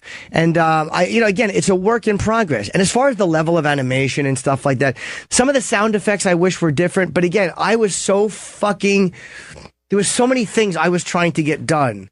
I didn't look to focus on anything in particular. Joke. I mean, especially right now, a lot of comedians are trying to do it. I mean, it's not something that you just jump into it that easy. Like I said, man, it's something that definitely I'll be supporting, definitely. But just hearing Chip for years and, like, all your characters, man, same thing with, like, I'm a Stern fan. Same thing when I'd watch Stern on Demand. Like, that show's magical. You listen on the radio. Once you see the characters live, it's still funny. It's just, it takes away some of that magic. Yeah, the people are, it's a good way to say it, because there are people, a lot of times you'll see a movie and they're like, that's not how I pictured the characters or whatever.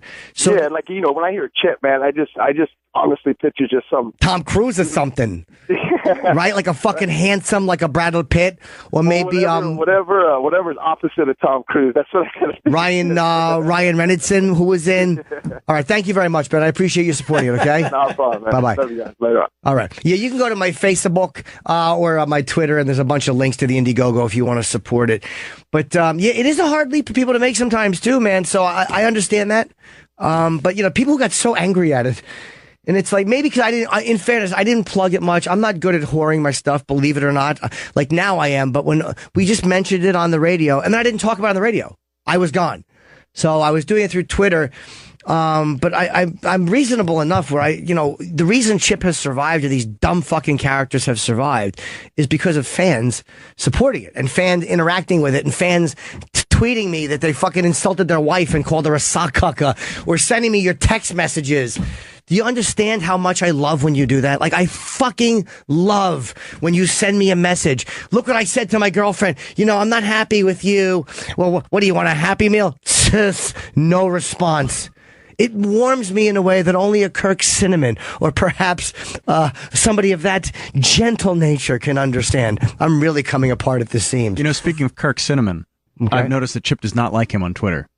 No, Chip does not, but I think Chip is jealous of Kirk's success. But hold on, we have... Could he possibly be a foil in the cartoon? Of course! A foil? Of course! A tin one? Fucking... Go ahead, Trav. Keep fucking throwing me softballs. I fucked up. All right, Riley, not happy with the show. What's up, Riley in Texas? Hello? Yeah, man, dude, that cartoon just sucks. Okay. Now, is it... What's that? Did he hang up? I did not hang up on you. Riley, are you there? He April Fools you. Oh, he April Fools? Oh, I didn't hear that. Okay. Because the thing said cartoon sucks, so I'm like, all right. And then he said cartoon sucks, and then he was disappear. I'm like, oh, no, people are going to think I hung up on him. The cartoon. I should have done the whole show as Edgar. Oh, for the love of Pete. Edgar, to me, was perfectly done in that cartoon. Oh, you liked him? Good. I loved Edgar. Oh, good. The thing with the teeth, I looked at that and I'm like, his mouth, but the description of him is that Jen wrote that up, that he has an asshole-shaped mouth. And again, visually, I don't know exactly what to make them. Should I make Uncle Paul more sinister? But I'm willing to, like I said, I really want people who see this from the outside. Like Coke Logic sent me an email. It was really, very helpful. And I know Coke for a long time. Jason's a good guy. He comes to the shows, and I respect his opinion, and I respect his outlook on things and his animation ability, or what he cares about the show. So I appreciate you contacting me. He contacted me as a friend, and it was not pleasant. He's like, dude, I'm your friend. I'm trying to be so if anyone who thinks, and I'm not going to post his email only because there was a couple of things he said about things that were not Jim Norton that I don't want out there. And it sounds kind of fit, but I'm telling you, let's just say he was very honest with Jim Norton. And anyone that thinks I can't take criticism, trust me, I can take criticism, and it was well thought out though. Coke, you sent out some very fucking smart points to me, and I listened. And I think you know because we spoke back and forth through email. And when I said like "die you cunt," I didn't mean that. Okay, is Cheddar Biscuits gonna make an appearance? Oh my god, yeah, but the problem is, what am I supposed to fucking say? I can't remember how to do it. I was a fucking Cheddar Biscuits. I can't even do it now. Maybe he can be at an SFP Hold on show. a second. I'm trying to remember how to do them. Cheddar Biscuits is one of those things where I could probably do them. I would have to show like a sick fucking puppies thing, cheering. Yay, fucking sick fucking puppies. You know, things of that nature. All right, let me see.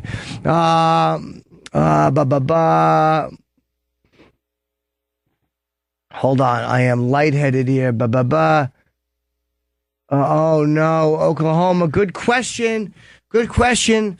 Wow, I just got lightheaded doing Cheddar Biscuits. Hi, what's up in Oklahoma? Hey, Jim. I love the new cartoon, man. Thank you very much. I appreciate that. I was wondering, you know, when Fezzi first started out, his persona was a gay guy, and then he just turned into one. Who, Jim Norton? Oh, sorry. Oh, shit. Hold on a second. I'm pop-locking by myself and shit. Go ahead. What's up, man?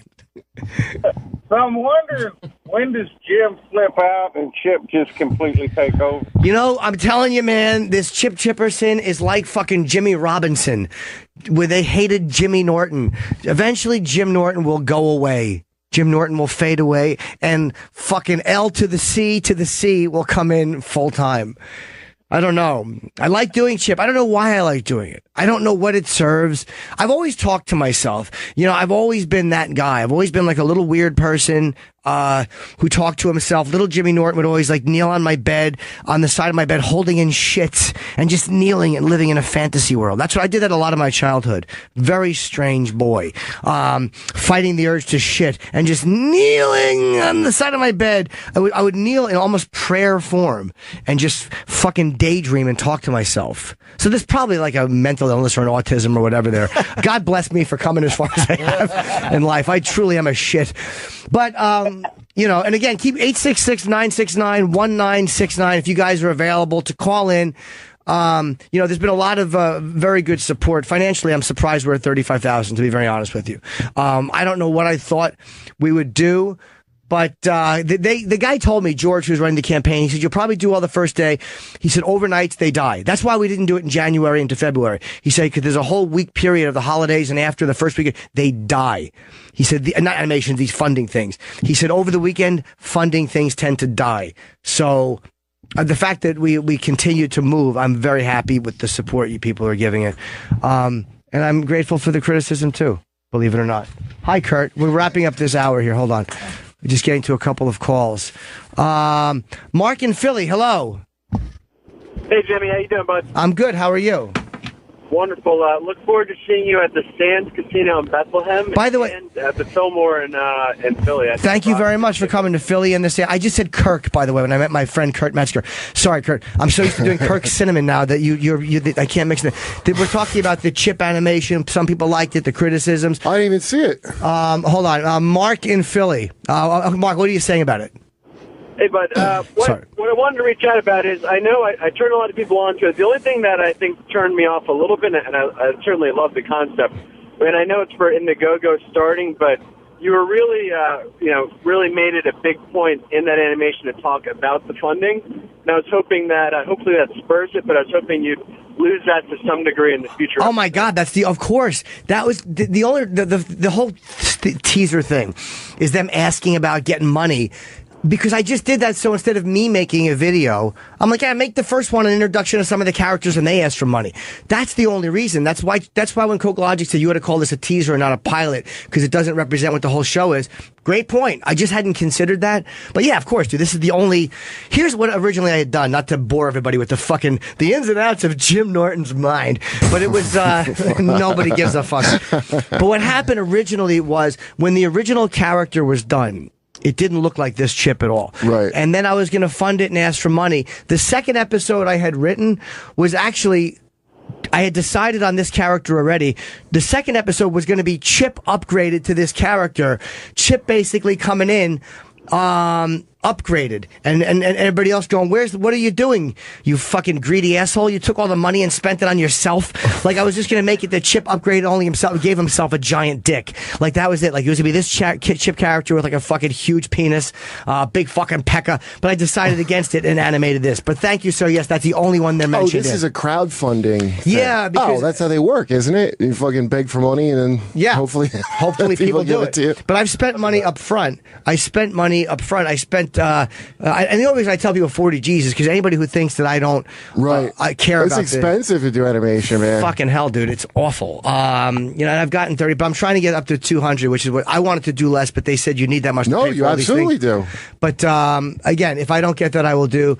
Let me see, are there any more? Again, we're going to take a break in a mix. I have to eat my eggs, and Kurt is here, and I'm sorry to make you wait, Kurt. You just walked in at the end of, because Opie was diagnosed HIV. Weird thing, got a blood transfusion. He's doing okay. He's going to be back. We're all shocked and sad. It's not weird. I said take a day for yourself. Yeah, take an HIV day. Take an HIV day. Just simmer down. Let everybody in your life know. Okay, let me see here. Where do you go to see the show? Hold on a second. I'm really bad at plugging.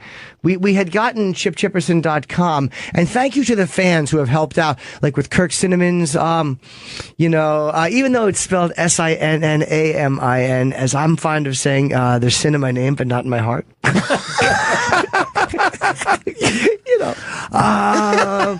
I appreciate all the friendship that I've seen. Hello, who's this on the phone? It's Greg in Atlanta. Hi, Greg. What's up? And the ATL, sir, please. We're trying to appeal to a younger demo. Let's talk properly. Well, yeah, you fucked up with me because I'm 52. All right. I'm 57. Welcome, sir. First of all, you're brilliant, man. You absolutely cracked me up with crap, and I never thought I would be laughing at a fucking molester. Thank you very much. Well, you mean a character molester. Jim Norton's not a molester, sir. Thank you very much. I think he knows what he meant, Jim. I hope so, but I didn't know. Nah, but you fucking, you know what I mean? Who knows? Somebody hearing that could think you didn't. All right, you explain what you meant. He's explained himself, Anthony. Go ahead. Anyway, so I don't know where Goodfellas. to show. I don't have Twitter, so tell me where I can find this thing. I want to go watch it. You go to, I don't know what the fucking, go to my Facebook public page. It's got my mouth full of shame picture. We had Chip Chipperson, but again, I don't think Chip Chipperson has been redirected yet. We're working on doing that. You could go to my regular Facebook page, the fan page. It's on there. Okay. Okay, buddy. I don't have like a quick one to give out verbally. I've been telling them to let's do that, so hopefully I'll have that by tomorrow. My manager was working hard on it, but he's also busy because he has a giant dick to lug around. Thank you very much. All right, thanks, man. Let's see here. Chris in Baltimore. Hello, Chris. Hey, Jimmy. Can't wait to see you here in Baltimore, man. Yeah, I'm coming down to Baltimore. What am I doing Baltimore? I don't even know. I think it's Cinco de Mayo. You may get zooted. Oh, I'm going to get... Oh, is it Cinco de Mayo I'm down there? Oh, my God. Wait till you hear my jokes about that. Oh, the people dancing and the different languages and whatnot. I don't care for it because it's cultural appropriation. Oh, you know what? Kurt, from your lips to God's ears, I changed my stance. Hello? What's up, man? I'm sorry. I'm saying that's a problem with doing the show by yourself. I'm saying hello twice. That's how fucking lonely I am. Hey, you're a professional broadcaster. It's fine. Oh, sir, hey, I don't know what to do. I'm just swinging and missing here. Am I happy with how many people are watching? I really don't know. Should I'm okay with it. Well, it's just, I mean, not everybody has Twitter. You have 400 and some thousand followers there, but I think most people that are fans of the show at least want to see Chip. So I know it'll take some time to do that, sure. But, you know, you don't have any ratings in satellite, so I'm sure you're always wondering what your reach actually is. I don't. It's funny. You don't know, and I always doubt what the reach is. I'm never deluded about or delusional about how many people we reach. But then I'll go, like I said, this weekend, the live shows were fucking packed. So I'm like, wow, it is going pretty well because I did minimal local press while I was out there. I think you'd be surprised at what the reach is because just for Dumb Race Wars, the amount of like spill off we've got from just really even just being associated with like Twitter beefs that the fans had with the show, it boosted our listeners by a lot. Yeah, I think people do listen. I don't know. I don't even want to know sometimes because I know it's not going to be, it's going to disappoint me. Like sometimes I just don't look. I really don't sometimes. I don't look because I just don't want to, it's like, whatever. But, yeah, I mean, I don't know how many people have watched this. Let's say like 50,000 views or 45,000 views. That's okay. I mean, it's not, the fucking, it's not like, I'm not Gangnam Style. But, whoever's going to see it's going to see it. I mean, if people don't want to watch it, then they won't. I mean, look, if you guys who are, again, you can email me, therealjimnorton@gmail.com. Facebook, I literally have only blocked like 5 people on Facebook. That's it. Really? Yeah, I think me too. I think on Facebook I blocked almost nobody. It's not even people who are critical. Yeah. I can handle you being critical. Because there are people who are like, Jim, love the cartoon. Great, thank you. And then the next guy I go, Jim, hated it. Okay. You're free to say that. Right. And I do value the input. People don't think I really do, because you guys have been hearing this. Well, sometimes people give you good, like I had people send in, Chris's were like, listen, I'm a fan. Can you please just stop eating into the microphone? Oh, God, yeah. Like shit I can't argue with. Yeah, that's a great point. It's not even trolling me. It's just really, they just have a point. There's times where they'll tell you things where that you're like, ugh. I mean, everyone who bashes it is not a hater. Everyone who bashes it is not someone who hates it. And then there's times where people will bash it. Like, there's been people who've sent me some really cunty interactions, and then I get back to them, and all of a sudden, they come back to me, and I realize, like, this guy is a fan. Yeah, like, that's the worst. legitimately a fan. And I'm like, why would he... Maybe people sometimes don't realize how certain things come off, or they're just talking to you like the way we kind of communicate. No, they want to knock you down a peg first. Maybe. I'm telling you, dude, I've been through that a lot, where I have fans that are like, they're actually big fans of me, but they feel like they're almost gay to just say they like something I did, and they gotta like, I don't want you to understand we're on the same level, so that's why I'm gonna call you a name first. I've been through it a million times. I don't even mind the name, but I mean, even like when I'm going back and forth with them, like I've DM'd a couple of people about stuff. Like here's an example. One guy said something on Twitter about me, and it was. I kind of felt it was definitely a nasty thing. It wasn't pleasant. So for some reason, what did he say? I don't even remember exactly. And if I can find the tweet, I'll tell you off air. Only because I didn't want to blow up the guy, because he was using his real name on Twitter. So I'm like, I'm not gonna. My tweet. I apologize, yes, Jimmy. Where you said you're a cunt. You spelled it with a K and put a winky face. I was like, all right, that's cool. So I said something. I found something on this guy that was kind of. It pointed out that he was whatever. So I DM'd him. Okay. And we went back and forth through DM, and he actually was a fan. Yeah. And he said, dude, I was only, but if I had just looked at that tweet and went, fuck you, and blasted him, we would have been fighting. Right. So we chatted a little bit through DM, and he wound up coming to one of my shows, and he was a nice guy. We said hello, we took a photo. Yeah. So it's like weird how you communicate with people. Oh, I got a bunch of them, dude. You don't always know if they're fans or not. I got a dude that's on my show now that was from a fight. I'll engage anybody. I really don't give. My only rule is if you want to troll me, you gotta make your name based on my name and make a picture based on, like, you don't fucking come in with an egg, or your leftover Opie hatred. Like, you have to dedicate yourself to me. To Kurt, right. Yeah, you will be my dedicated troll, but I'll let you stay. Yeah, I like to engage. I like fun chats. It's one of those things, Kurt. I mean, Twitter, it's a place for Twitter for stinks, friendship. dude. It's for fucking morons. But the thing that blows me away is people really think I give a shit. Like, I like to engage, and I don't care. Like, I just enjoy it, and people really imagine A, they can somehow hurt your feelings, and B, that you're like having a meltdown merely because you answered them back. Yeah. John Norton's having a meltdown. No, I know, but I've seen you on Facebook. Sometimes meltdown is not an exaggeration. Hello. No, if I have a meltdown, it ain't going to be on fucking Facebook. Trust me. No, when Kurt has a meltdown, he's going to walk in. It's going to be. And he's like, why is he carrying a bowling ball? Oh, that's someone's head. Yeah, that's how I relax, is the Facebooking. Paul in Georgia. Hello, Paul. Episode idea for Chip. Well, hello, Paul. I'm willing to take any suggestions. Hey, Jimmy. Take Brewer's idea when he went to the fantasy camp, the Yankee fantasy camp, but make it like Coney Island Cooters, and really shitty baseball players and shitty attitudes, and just throw Chip into that. Well, if I'm going to, I loved when you went and harassed A-Rod. That was fantastic. Oh, that was fun to do. That was fun to do. Spin that into that kind of an idea. It's funny, when I went to UFC, my ex-girlfriend and I, she really is my best friend. She's my fucking favorite person in the world. Sometimes when you date, you fight too much, but then when you don't date, you're just... She flew to... That's gay, Jimmy. No, but I mean, it's like I loved her enough to date her as a person. We just kind of oil and water when we dated, which is more my fault probably than hers. But you know what I mean? Because I'm a bad boyfriend. Sometimes two great people just aren't great together. It's funny. I've always said sometimes, if you don't mind, I've always said said that sometimes if you just treat people nice, they'll be nice to you? I don't know. You know, sometimes the golden rule. It really. That's how I try to live. It's golden for a reason. The tin rule is don't be nice to anybody. But I don't subscribe to that. One time I was petting little Buckaroo, and he was barking, and I just realized that's why we're friends. But I took my ex to Vegas. She lives in L.A., so I flew her to Vegas, and we had separate rooms. We don't fuck or anything, and we just go to the fight together. We went to the Conor McGregor fight together, and before we get there early, so Chip is fucking is yelling out during one of the early fights, and Dana White, who I love because he's proven himself to be a supporter of this show. He always gives me good seats when I go there, and he doesn't have to at this point. He doesn't need us to promote. He's just a loyal friend.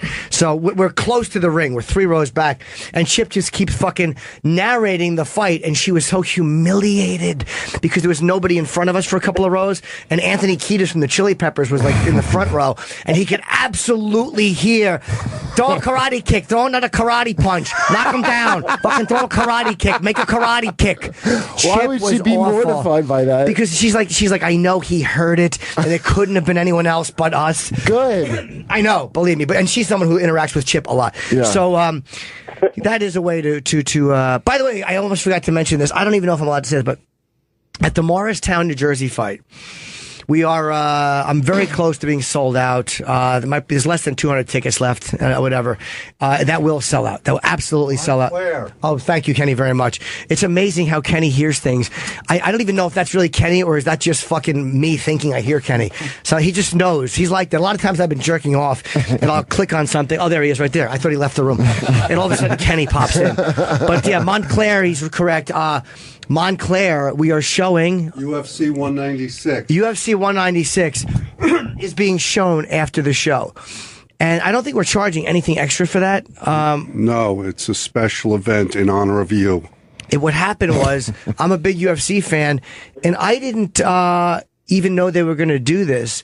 And the show is going to sell out. They're not doing it to push tickets because they told me I didn't even really have to announce it. It's one of those things where after the show, they were showing the Conor McGregor fight. Oh, and this is why I just thought of it. Yeah. Dos Anjos fight, and also the undercard. Holly Holm and Misha Tate. Misha Tate, Holly Holm is the fucking the co-main event. That's going to be phenomenal. So we're all going to hang out there and watch the fight together at the fucking Montclair gig, and I cannot wait for this fight. The Wellmont Theater. A Wellmont Theater, and then what is the date? The 11th? Saturday, March 5th. March 5th. Boy, I've gotten everything wrong. Yeah, March 11th. Go to fucking, what did I say?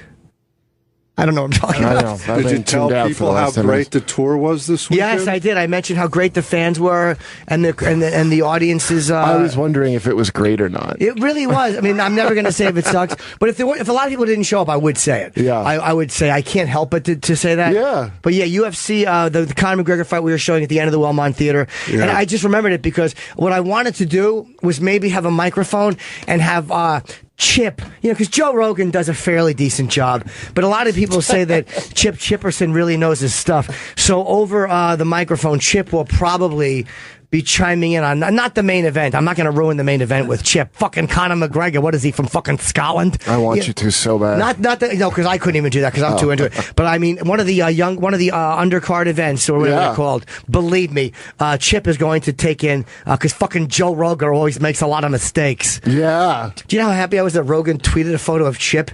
He's watching me and Kenny. Because me and Kenny were trying to watch ourselves and see if we were going to be on the monitor and taking pictures. And Rogan sends out a picture of fucking Chip fucking snapping from the side. I forgot that people can see this idiocy. So yes, March 5th, right, Kenny? Yeah. I cannot get enough. You were talking about the animation. Did you describe my character? Kenny's character, there it is right there. Kenny's character in the animation, Kenny is great. I think hilarious in the animation. Some of the shit he says, and we didn't even show dialogue from the second episode yet. I have an alternative lifestyle. Yes. Oh, yeah, you do. I have Kenny playing a homosexual. Oh. And I don't know why I did that. I just figured it'd be funny to have a big... And like he ties off his shirt in the middle, and Kenny just read the character descriptions. And I'm not going to repeat how Kenny said it, but let's just say Kenny said, I didn't know I was playing And he mentioned homosexual in the car, and I fucking screamed. I didn't know you didn't know. I thought you knew that was part of the. No, I'm just a team player. Can I let me read it behind Kenny's behind Kenny's pointy head. Kenny, tall, stoic security guard at the local mall who takes his job far too seriously and tries to police the town. He has a 70s gay porn mustache because he's a homosexual. Kenny, the muscle in every bad idea Chip ever has. Edgar often needs Kenny to open up jars of gefilte fish. Kenny's homosexuality would be unnoticeable, but he insists on wearing clothes that are too tight and uncomfortably complimenting. He's uncomfortably complimenting other men. Kenny is well-mannered and always polite, but his monotone voice can be misleading. Oh yeah, gefilte fish was an idea. We copied and pasted some of these from the original, but did you write all this? Yeah, Who did it? Oh. me and Jen wrote it together. But there's actually Jen who? My ex-girlfriend. But there's actually there's an episode because Edgar likes to have silverfish put on him. Yeah, I know exactly. He likes it's a thrill for him to lay there and have silverfish crawl on him. So that was one of the things we wrote. And gefilte fish, I think, was a mistake. Anyway, we should go to break soon, guys. Let me see. I appreciate that. Talks to himself, but donate to this show. And you want to give an opinion on? Okay, whatever your opinion is, I will hear it. John in Philly. Hi, John. Yeah, how you doing? I'm good, buddy. Thank you for donating, by the way. Oh, you know what? I didn't. I lied. Okay, you never have to lie to get on the show, guys. I did because you know why? Your interns don't know who Kirk Cinnamon is. Oh, okay. But you could always, if you didn't donate, if you want to criticize something, when I'm on the phone, whether it's my advice show or here, if you want to bash me, you could always just say what you want to talk about. Okay. No, I don't want to bash you. I just wanted to ask you if Kirk was related to Bob Ross, the old painter. You know, it's funny. People have compared him to Bob Ross. That's a fair comparison, but no, because Bob Ross was just too monotone. Kirk is just full of life and vigor. You know, you know what Bob Ross had, dude? That one of those voices, and people buy tapes of this now. It's like there's some tone that people have in their voice. Yeah. It's like some videos. Yeah, people feel like they're getting a massage and they need it to sleep. Yes. And some people get off on it, and it's like a specific. I just heard of this recently. Nikki Glazer told us about that. Oh, ASMR. yeah. ASMR. And Bob Ross is one of those. And I don't think people knew what it was at the time, but that's what he was, one of those things. People sound like that, too. They're like, Kirk, you know, when you're talking, it's it's that's nice. No, I know, but, you know, it's so fun. I mean, I thank you. Oh. They always say, like, Kirk, you're full of... Oh, go right ahead. now. Okay, well, thanks a lot. I appreciate that. It's like you're blowing in my ear. Yeah, I mean, no, I'm just trying to spread joy. You are. Sometimes I'm a little upbeat about it. Did I mention in one of the videos, too, I put up a video and I mentioned how I'd made a bunch of friends. And I like to learn about somebody's town. And in Milwaukee, I did a thing where I was dressed like one of the cheesemen. I had the cheeseman, the cheese hat on, and it just made a lot of friends. What are some of your favorite towns? I like any town USA. It's funny you should say that, but I look forward to going to new places. It's nice, is it? Yeah, hi, I'm Kirk. I'm from out of town. What can you tell me? You know, show me about and things of that, nature. Thank you very much. Jim? Yeah. Yeah. Yes, sir. Oh, and are you staying away from those decapitation videos? What's up? Yeah, I have not watched one. Good man. Thank you very much. Is there more? Oh, yeah, there's a bunch of them, thank God. A bunch of burning alive videos. I didn't mean to hang up on you, buddy. Thank you. Let's see. Saw Jim, Dirty Show gave an opinion from Jim's hometown. See him in March, and Chip Bruin sports for him. How good. Anyone who wants to stay on the phone, feel free. 866-969-1969. Opie died. So what happened is we're just going to continue the show. Poor guy, drunk driving accident, but I told him don't drink and drive. He insisted on doing it, and he plowed into a school Well, he had bus. HIV. What do you want? Exactly. He was all depressed, and they said he was just, he's like, I'm not going to tell no one, and right into a school bus. Yeah. So we've been yapping for an hour and a He could have half. told his partners before he did that. He just refused to, and now I'm going to have myself checked. Because we're not gay or anything, but once in a while he'll give it to me in the shit vent. No, he spits into my mouth sometimes, so. Yeah, I've got my own problems, so. So Kurt is here until 8:30, then he has to leave for work. I'm sorry, till 9:30. Yeah. And then we have William Shatner coming in. He has a book called Leonard, which is about his life with Leonard Nimoy. My 50-year friendship with a remarkable man. And it's really good. I've looked through a lot of it. Whose funeral I didn't go to. But there is a reason for that. He explains it. He was actually involved in some kind of a charity event that a lot of people had paid for, and he tried to get back but missed it. But I think people got a lot of people got the wrong impression of their relationship when that happened. Yeah. And he was closer to Leonard Nimoy than anybody else from that show or for any other actor he's ever worked. They were superbly. He's a funny fun guy, man. Hold on. I just said he was superbly close. Oh, what a fucking I want to be superbly close to you right now on a commercial your fucking break. dick should be to my face. It will be, my friend. Oh, what a fucking and my eggs have probably gotten cold. But, it's like I say sometimes, cold eggs, warm heart. I say that and people laugh, Well, it's as true now as it ever was. It sure is, Kurt. I appreciate you being Kurt and Kirk. We're going to mix us up. No need. Dude, Shatner's cool. When I did the Sheen roast, the last time I hung out with Patrice, Shatner was like, he was funny as hell, dude. And he would and he had the best sense of humor, I think, out of a lot of people. And we also have Mike Tyson calling in after that, like 9:45. Mike is promoting, this is kind of cool, Undisputed Truth. The one-man show he did, he's now doing a bit of a residency at a comedy club in Brad Garrett's comedy club in Las Vegas. I think it's at the MGM. Am I correct? You're correct. I'm correct. Thursdays through Sundays. Thursday through Sunday. So from March till June. From March until June, you can check that out. It really is great. And that's an intimate setting. So I think he probably just wants to go into a small setting and do it. But he did a theater tour, was very successful. So good for Mike. And your times are flipped. He's calling in first, and then Shatner. Oh, he's calling in 9:15. Sorry about that. And then Shatner's 9:45. My fault. And I will be performing in Maine this weekend. And you have any plugs? Ooh, Race Wars tonight? Yeah, Tuesday? No, Race Wars is Wednesday. It's so funny. Sometimes I get my days confused. Yeah, people me be too. like, Kirk, what are you, like your calendar's upside down or something? Yeah, Race Wars Wednesday. Check out Horace and Pete, Louis C.K. show. Right. That I'm on. Good. Fuck, man. I forgot to even ask. We'll talk about that when we come back. Good for you, buddy. I saw a clip. It was very good. It was Nick DiPaolo. That's the first one, yeah. With his shirt open. This last episode with Laurie Metcalf and him is unbelievable. Okay, good. I'll definitely watch it. I love. If you don't know who Nick is, watch On the Waterfront, the Johnny Friendly character. Picture him, but a little bit meaner. But Nick's a really handsome. He's a brilliant actor, man, and it's such Nick's a great actor, great dude. fucking comic. He did 12 Angry Men on. That's why Amy's I thought of BJ show, Cobb. Yeah, he's awesome. So I'll be at the Portland, Maine State Theater this Thursday. 2 shows with the Wilbur in Boston on Friday. Saturday is Mansettucket, Connecticut at Foxwoods, and then New Haven, Southern Connecticut State University on Sunday night. It's a rare Sunday night show for the boy, but then we're going to zip right back and do the show, Kenny and myself. Mansiontucket. How do you say it? Hold on. It's Mansiontucket. Oh, that's how you say it. I had no idea. Oh, Mansiontucket. I thought it said Mansiontucket. I'm like, boy, that's I was there recently part of my life. at Indians Leap. It's called Indians Leap. Oh, sounds like Lovers Leap. Yeah. Well, they didn't want to call it Indian rifle butted off a cliff point, so they had to call it Indians They Leap. All right, we'll be back in a few minutes. Don't go anywhere. Just so you know, I hope you can hear me because I'm busy clapping my hands and stomping my feet. Kirk, what if I'm not sure that I'm happy? What can I do? I always say you should just assume that you are, and sadness is basically just lost happiness. Do you think I should just start smiling and then my feelings will follow my body? Sure, muscle memory. Like once in a while, if I'm feeling a little blue, I'll start stomping my feet and clapping my hands, and before you know it, I'm happy and I know it. Clap my hands. It just happens. I don't even plan it to. But whatever. I'm just trying to make people smile. You can turn that down now. Question here. Very zippity doodah, Uncle Remus of you. 866-969-1969. We're going to talk about other things now. We spent the first hour discussing kind of the chip animation and things. You can ask about that, but whatever you guys want to talk about, feel free to call in, and I'll be happy to chat with you about it. And we have a little sweet boy. Oh, this Mike. Kurt Metzger is here today. And we have, I want to talk about Elliot Spitzer in a minute, too. God bless his fucking stupid, dirty heart. Let's see here. What did he do? Exactly. Hello. Hello. Hi, Greg in Long Island. Hey, Jim, what's up? We're just out of the blue turned on my radio in my car the other day, actually yesterday, and noticed that you guys are no longer broadcasting on it. What happened?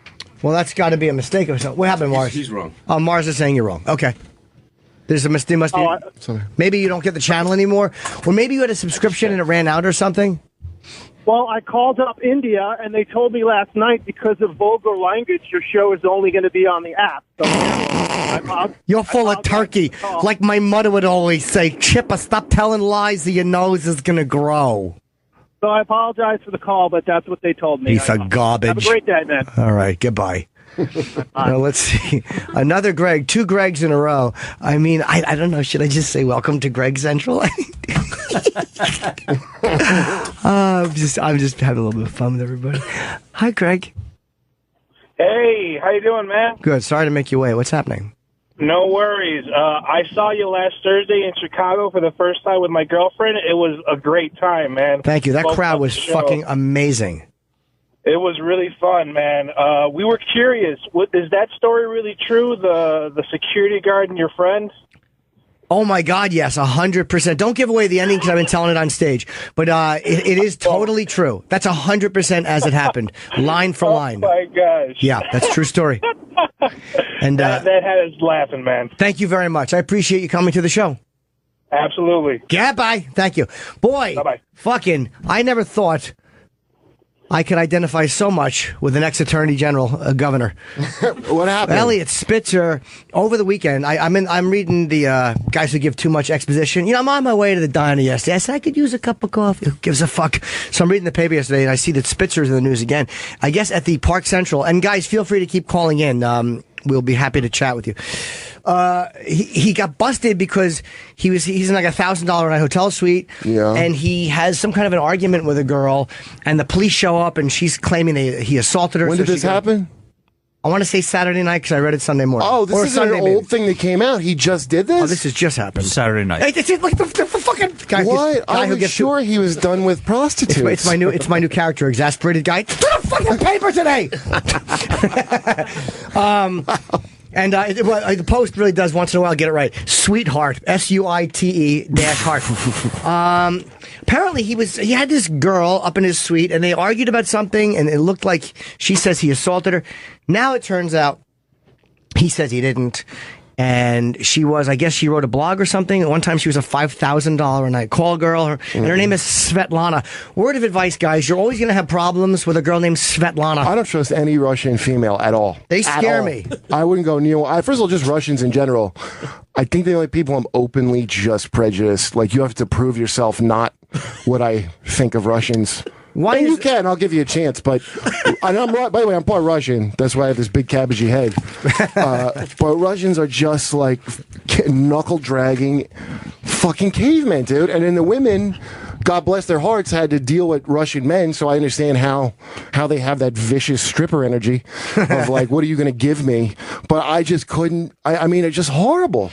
You know, it's not Putin, by the way. Like Putin, like that, they all love him. That should tell you what they're like. My experience with the Russians has mostly been the women in strip clubs. Like those are the ones I've known, and I found them to be distant and, like you said, cold. Now I don't know. They're like Klingons, dude. They're Klingons. But culturally, is that just what? That's cultural. It's a tough place. Yes, I mean, it's a tough ass place, right? And that's just how it is. And but it's so. Well, my girlfriend would teach ESL, which is English second language, so she had these Russian students.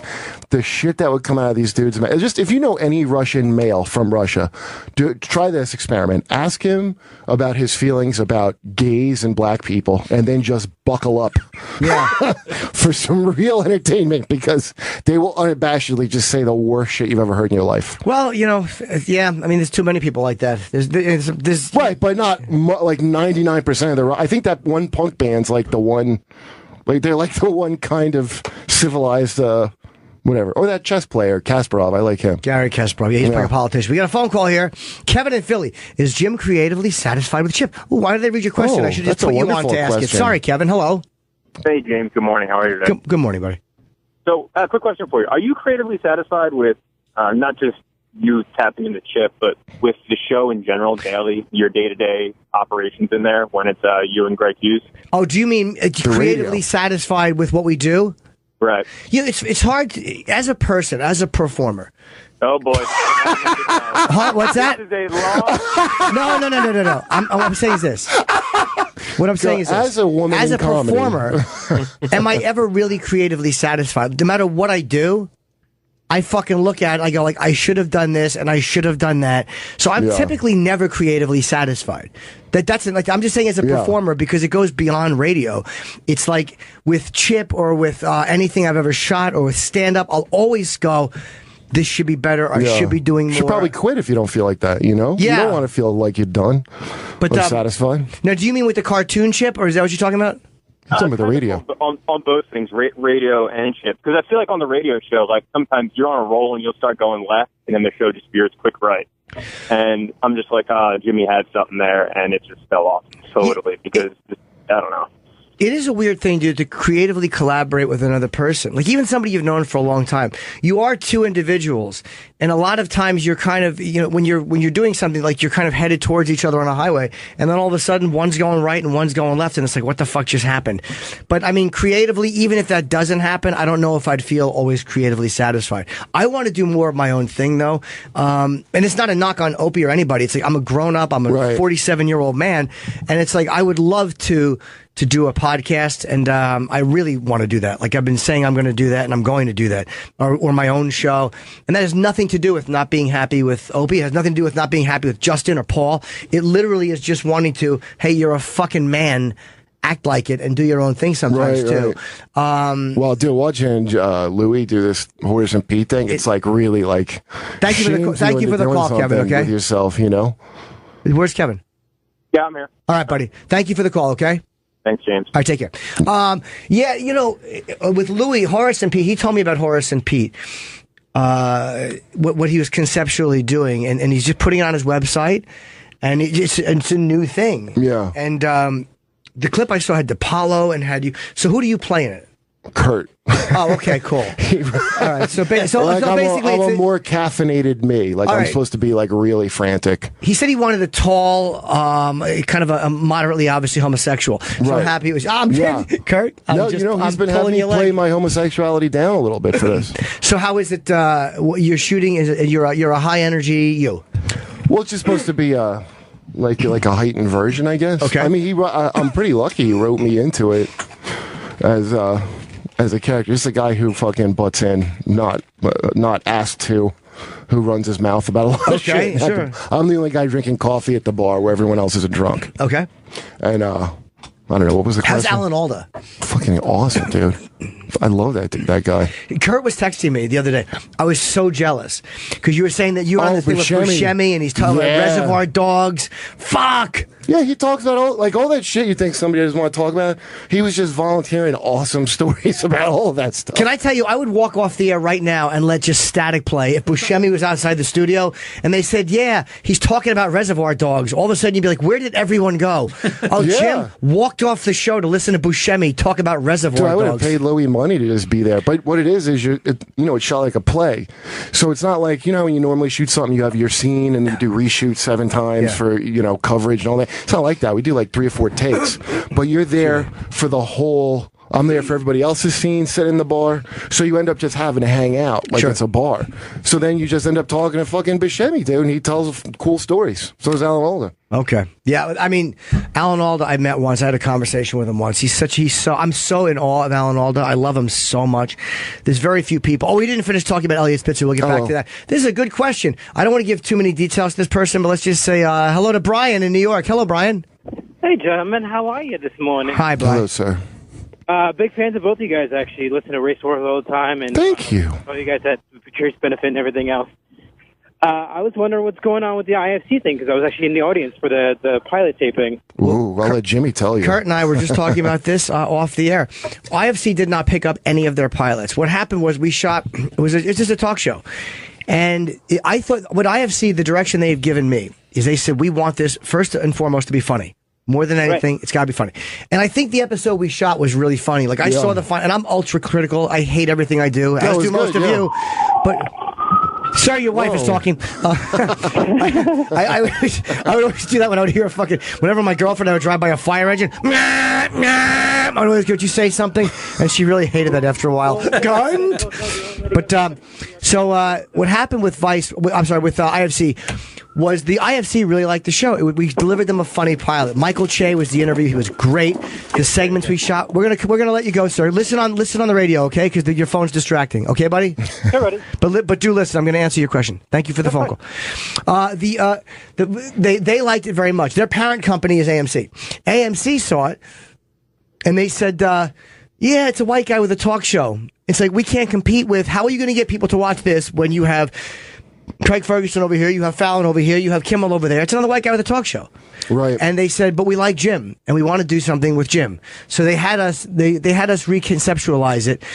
And it's the only one that they're actually giving a second life to, which, you know, I'm not knocking the other shows. I don't know what else they did. But that was just what IFC told me. I think the new direction we're doing's better. I like it much better. Thing, yeah. And it was one of those things where they said they want it to be a more opinion-driven thing. And we've bounced around a couple of ideas. We threw a couple of concepts at them. They liked both of them. So we let it go to the IFC president, and she picked one. She's like, okay, try this one. So we're in the process of now where we are just kind of fine-tuning what we think the pilot's going to look like. So that's where we're at now. And Kurt and I were just talking about that before the show. But it was a great show of faith that they liked what we did a lot. They just don't want. And again, they weren't being. I don't think they're wrong at all. I don't about either. That, by the way, there is 1,000,001 fucking white guy. First of all, talk shows I'm bored of already. Yeah, and it's like almost like here's what they said when it opened up.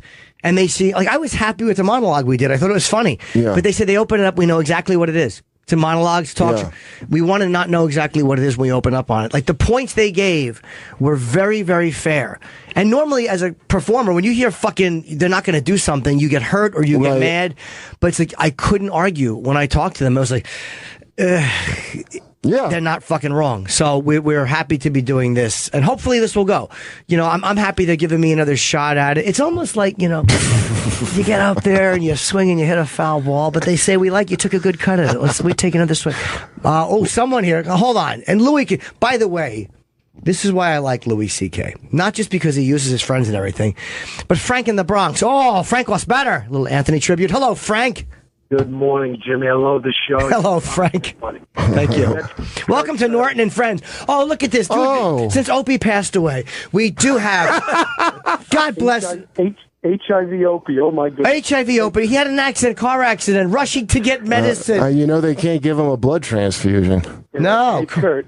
Yes. Kurt, we have a connection. I talked to you about the guy that got arrested with his wife. And hey, Frank, I want you to call in on Wednesday, dude. Can you? Because I'm going to call in tomorrow night, definitely. Yes, because, dude, because I wasn't clear. When you said I would hit that girl in the face, too, were you talking about Erin? The girl, the wife, yeah. Oh, you weren't talking about Erin on my show, though.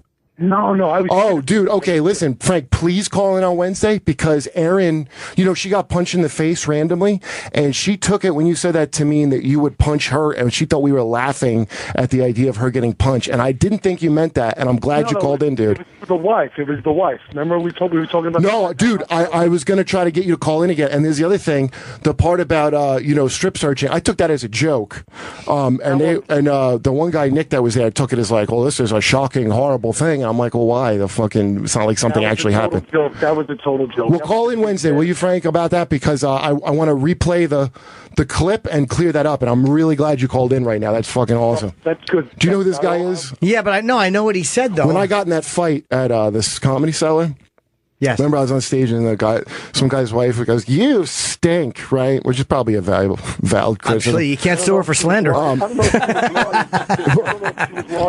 What'd you say? I don't know if she was lying, Jimmy. She may have some truth to that. No, on stage I didn't say call her anything at all. It's when I had got off stage, I had to see who this person was. On stage, I killed. It was a good thing I did go with the crowd because they were my witness when the cops got there. So I got off stage and I look because I had to see who this guy was that was threatening me. He was so aggressive, and I did everything to let him out of it. And then I look at him, and Jay was hosting. I go, "Oh, I was right. This chick's a hot bitch." And she goes, "Don't call me a bitch." And I go, "Oh no, I'm calling him a bitch. I'm calling you a cunt." Go ahead. And then her boyfriend got up, or her husband, and I had my neck out like a dumb turtle. I was like, "Oh, he's coming over." Yeah. And this dude boxed my ear.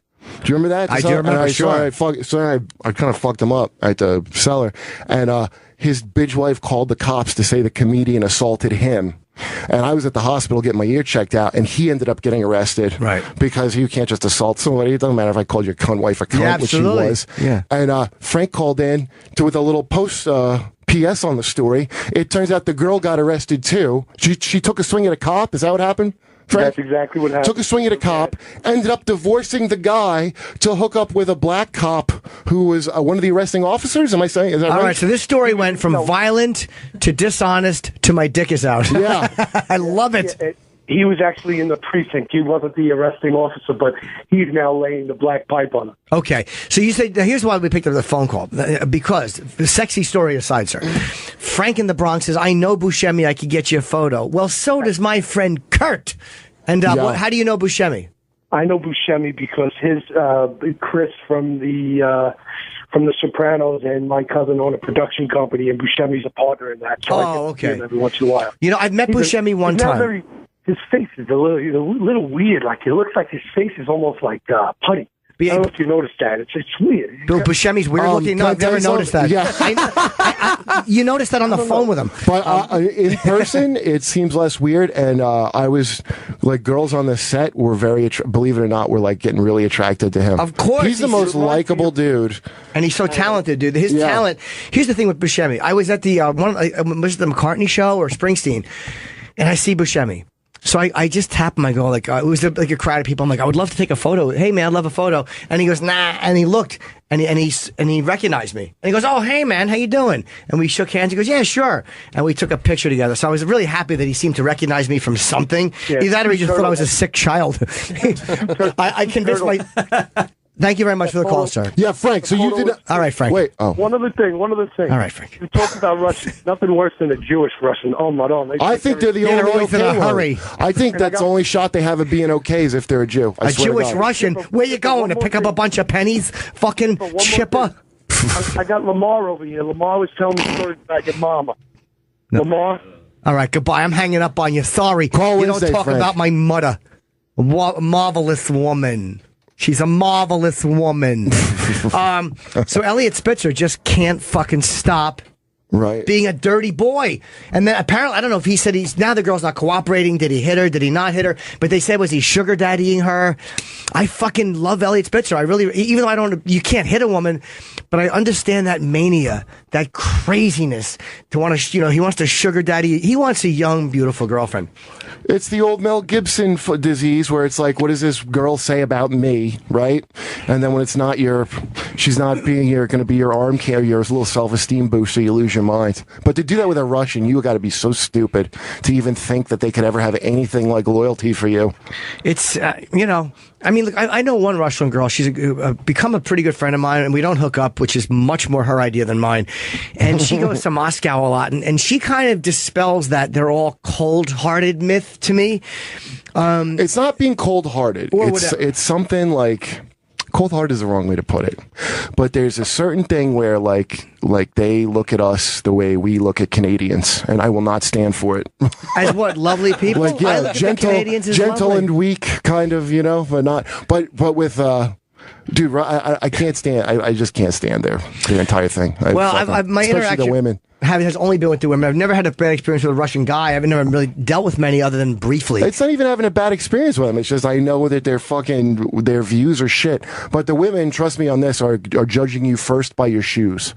That's the first thing. Yes, they look at your shoes first. Too. Yeah. Well, now you know why she ain't gonna fuck you. Well, aren't they missing out? Because I have a hole in my sneakers, but a fucking deep wallet. Yeah, she wouldn't know from your shoes. So guess what? It's a lie. They want way more money than I'm going to pay. Although, one of the best lap dances I ever got was in Vegas years ago. I'll say this. Russian girl. And I got a bunch of them because I was there with this guy, CJ, who at the time was the high roller at the fucking Paris casino. Yeah. And we went to the strip club. And I thought that he was paying for all the lap dances. I was mistaken. He was not. She was Russian, and she was giving to talk to me. If Anthony was here, he does the best Russian girl. Give to me the money. Ugh. But fucking, she was on my lap, rubbing her ass cheeks just rhythmically. And that's all I wanted. And I'm like, she doesn't give a fuck about me. She's going through the motions. Yeah, it's fine. However, if she continues doing this, somebody's going to get a win by making cumsies in their pants. Yeah. She kept going. Did you do the basketball shorts thing? No. Regular. I wear satin underpants. She fucking rocked it. She had the middle of the shaft with her ass cheeks. She got a nut out with that? It was like the fucking, the inside of my pants looked like Kennedy's limo. Wow. Fucking home run Russian girl. And get that checked out, too, because it shouldn't be red when it comes out. Oh, no, it wasn't, but there was chunks of stuff in it. Oh, now I came. Yeah, exactly. And then a woman ran in and picked a little bit up off the back. I know. No, again. he didn't. High five and shit. That's only the second time I've only done that in my life. It was 2 times. Now, let me see here. I'm going to go to this. This has to be alleged because I don't know this girl at all. Let's see here. Tommy in Brooklyn. Hi, Tommy.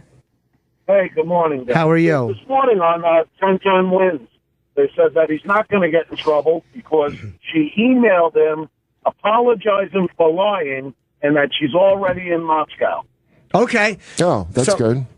Yeah, I guess For him. so. Maybe that really was a bullshit, and she just snapped, or maybe he took care. What maybe actually he took care of her. happened? I want to know. They were. I don't know. There was some kind of an altercation. What I read in the paper was that they were dating. He was a sugar daddy. I don't know if she was a hooker when he met her. I just don't know. And that he was a sugar daddy, and then she said, I'm leaving you and going back to Moscow. According to the article, there was some kind of an altercation. The police showed up. She said he hit her. He said he didn't grab her by the neck. She went to the hospital. He tried to sneak into the hospital all dressed, on the DL, kept calling her. So one of two things happened. Either she was just upset and told a fake story to the police, or maybe Elliot talked to her and said, here's how we fix this. And then she was on a plane to Moscow with a brand new purse filled with dead presidents. Yeah. Elliot has the money to do that. I just don't know. But whatever. It's over. So thank you for the call. She emailed an apology, and I guess there's nothing to go on. Is he gone? Ooh, good caller. Made his point and then amp-scrayed out of there. He amp-scrayed out of there 15 minutes until Iron Mike calls in. We normally don't do phoners, but for Iron Mike Tyson, you take a phone call. And we knew young, we have to break? Well, we might want to before he calls in because then Shatner's coming in and right after. Oh, better pay some bills. Yeah, I mean, we'll take a quick break. I'm enjoying just chit chatting. You guys keep calling I've had in. a really nice time so far with you, Jimmy. As Kirk Cinnamon would say, there's sin in my name, but not in my heart. Yeah. And Jim Norton, if you want to see him, it's a little dirty for my taste, but it's good natured. Me too. He's going to be appearing this weekend in Maine, in Portland, which I'm going to go up there and learn a little bit about the city. I don't care for disparagement humor so much, but I will say he's a nice man. Punch up. Yeah. I try to punch up. Oh, don't even punch, just joke. I punch up because I don't believe in punching down at people that I think are beneath me. I'm such a good person that I consider some people under me, and I would never deign to make fun of them. I only think of people who are better than me by society standards. Did you see the puppy ball, though? It was so cool. They're all racing around. And I had little Miss Pink Lady and a little Buckaroo. I don't like that Cam Pupton, that dirty brown dog, celebrating too much. I didn't even watch that. Okay, I just got that's funny. Portland, Maine. This Thursday night, me and Boston, Wilbur Theater Friday, 2 shows. I'm doing some radio up there too on Friday morning. I'm hoping I get to see Toucher and Rich, and then Foxwoods on Saturday night, and New Haven University, Connecticut State University on Sunday night. Kurt is on Horace and Pete. You can go to louisck.com, I guess, and download that. What? .net. Sorry, louisck.net and download that. It's another thing that Episode 3 with Laurie Metcalf, where it is like the most genius. Like the show is a genius. And by the way, I'm such an uncultured buffoon. I would never in a million years have even watched this if I wasn't in it because I don't watch plays. But it's like a brilliant. Every single part of this is brilliant. The way he released it and what it is and everything. It's like I can't believe I'm in it. Good for Louis, man. Good for Louis. Another thing that he is doing that is just original and his own, and he's taking a chance on his website, and that's why he is who he is. We'll be right back. Kurt's hanging out for another 20 minutes until he has to go and do his writing job, and then we have Iron Mike, and I'm making muscles as I say that because it's fun. Tyson calling in. See you soon. Hey everyone, welcome to Kirk Cinnamon Show. Having a lot of fun, a lot of laughter, trading stories, learn about Kurt, Kurt's learning about me. It's Kurt and Kirk. I like the discovery, the sense of discovery I have when I get to know you, Kirk. Thank you very much. I do too. I always enjoy swapping stories about our hometown. Well, this is kind of a funny story, but a lot of times people mistake my name for Kirk, and I have to say, no, it's Kurt with a T. I've heard, it's so funny you said it because people have always said to me, sometimes they'll say, hey, are you Kurt? And I'll be like, no, it's Kurt. I'll say Kurt's a behavior, Kurt's an attitude. Right. Kirk is me. No, it's also my name, but I spell the first part with a Q. That's where it's different. Well, I always say, I'm Kirk, I'm never Kurt.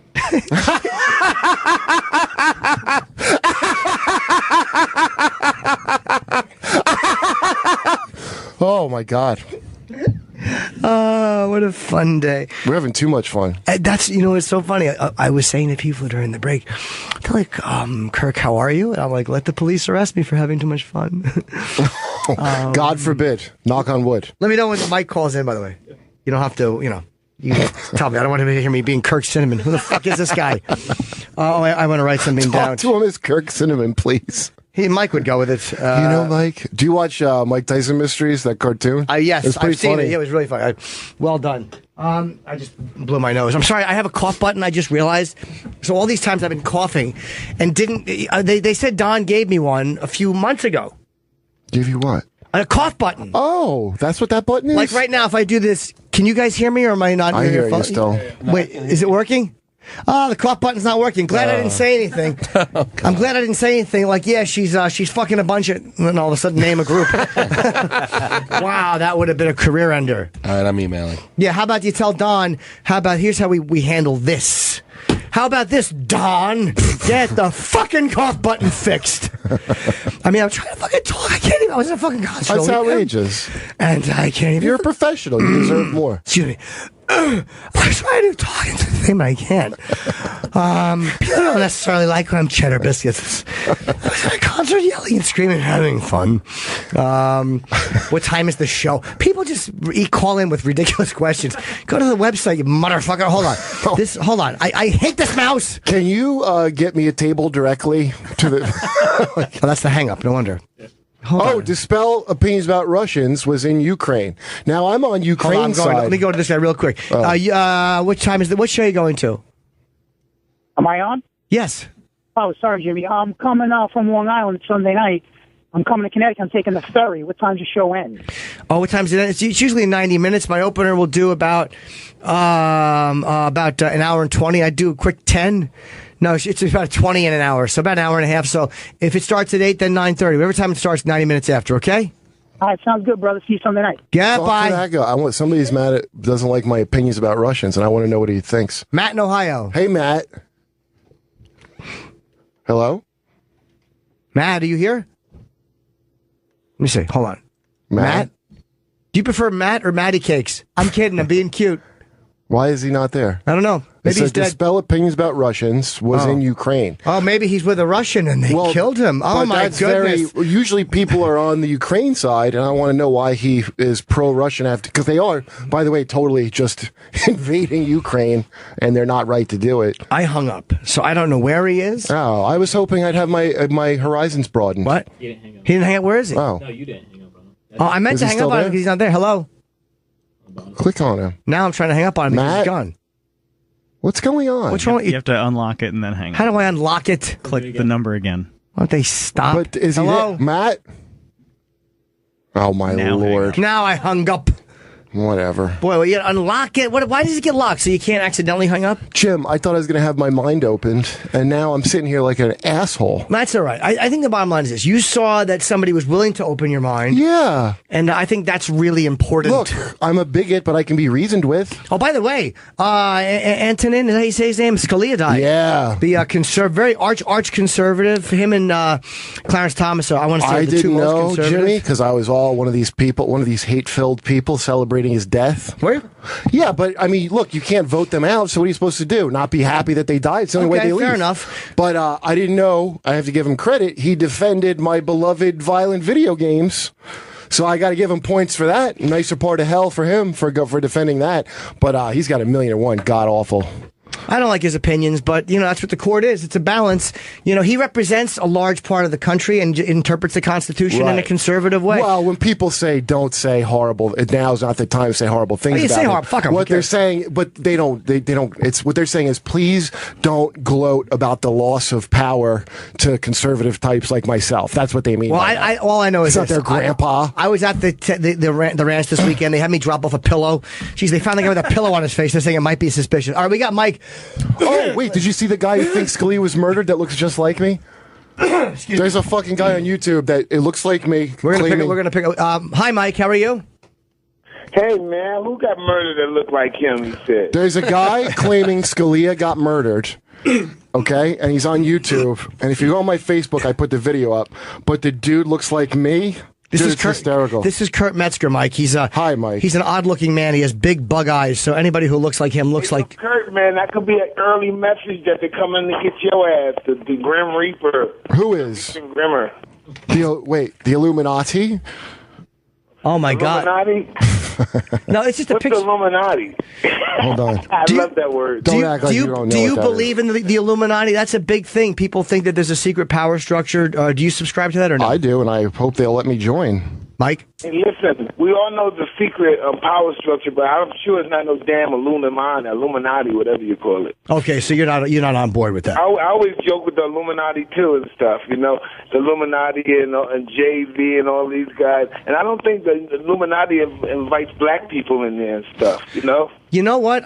Yes, they do. Beyonce is a big-time member of the Illuminati. If you follow it, she's constantly... way.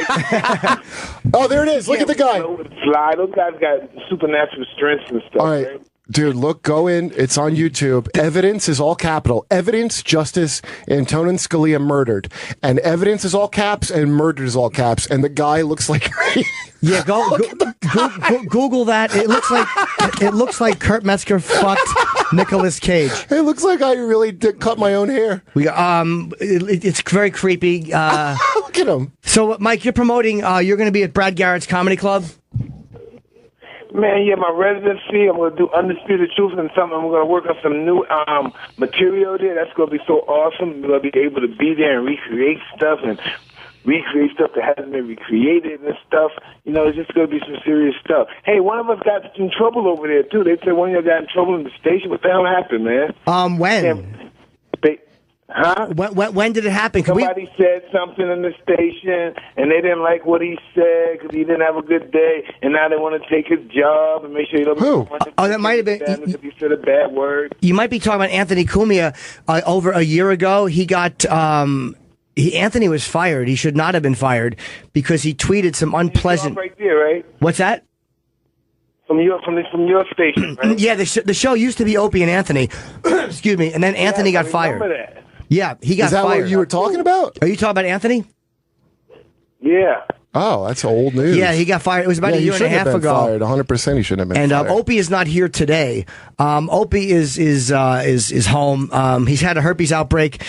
His genitals are infected, so he is not coming in today. So it's just me and I'm Kurt's my friend, and he's coming. The better is just testicle areas, because normally when it's around your face area, you can hardly ever go out. Right. Fly around. Well, I have both, so it's hard for me. Imagine. Oh, you do? Yeah, both ends. Yeah, you got to watch the mouth one. Is even scarier to me because the mouth one, right? Everyone can see that you have it. Yeah, and they can see how I got it too. By the way, Mike, I've been wearing your fucking shirts. I order Mike Tyson shirts from what are they called? Roots of Fight. Yeah, fight down in the roots and the guts. Fight the roots. Do you get a piece of that? Because I feel like I'm ordering because I'm hoping I'm supporting Mike Tyson too. Well, yes, they send nice checks on occasion. Okay. So in the summertime when people like to flash their shirt body, tight shirt body. Yeah, I don't do that. I bought the short sleeve and I bought the hoodie. Everyone has loved my Mike Tyson it says Kid Dynamite on the back, and I've been getting big compliments on that all weekend. But I wanted to make sure you got a piece of that before I started plugging. Yeah. I don't wear the tank top ones. I get a little bit of money, not much these days, but I get a little bit. You get a little something. So you're going into Brad's because you had talked about doing stand up at one point, and I remember we discussed it. This is going to be some good stuff because it's going to be like a residency, and I don't only have to do Undisputed Truth. I'm going to do some other stuff, too. You should, man. Dude, Mike, do you remember me, dude? I did when you were on the Sheen roast. I was one of the writers for that, which I thought you did a great job on, by the way. On which roast was that? For Charlie Sheen. With Patrice and... beautiful stuff.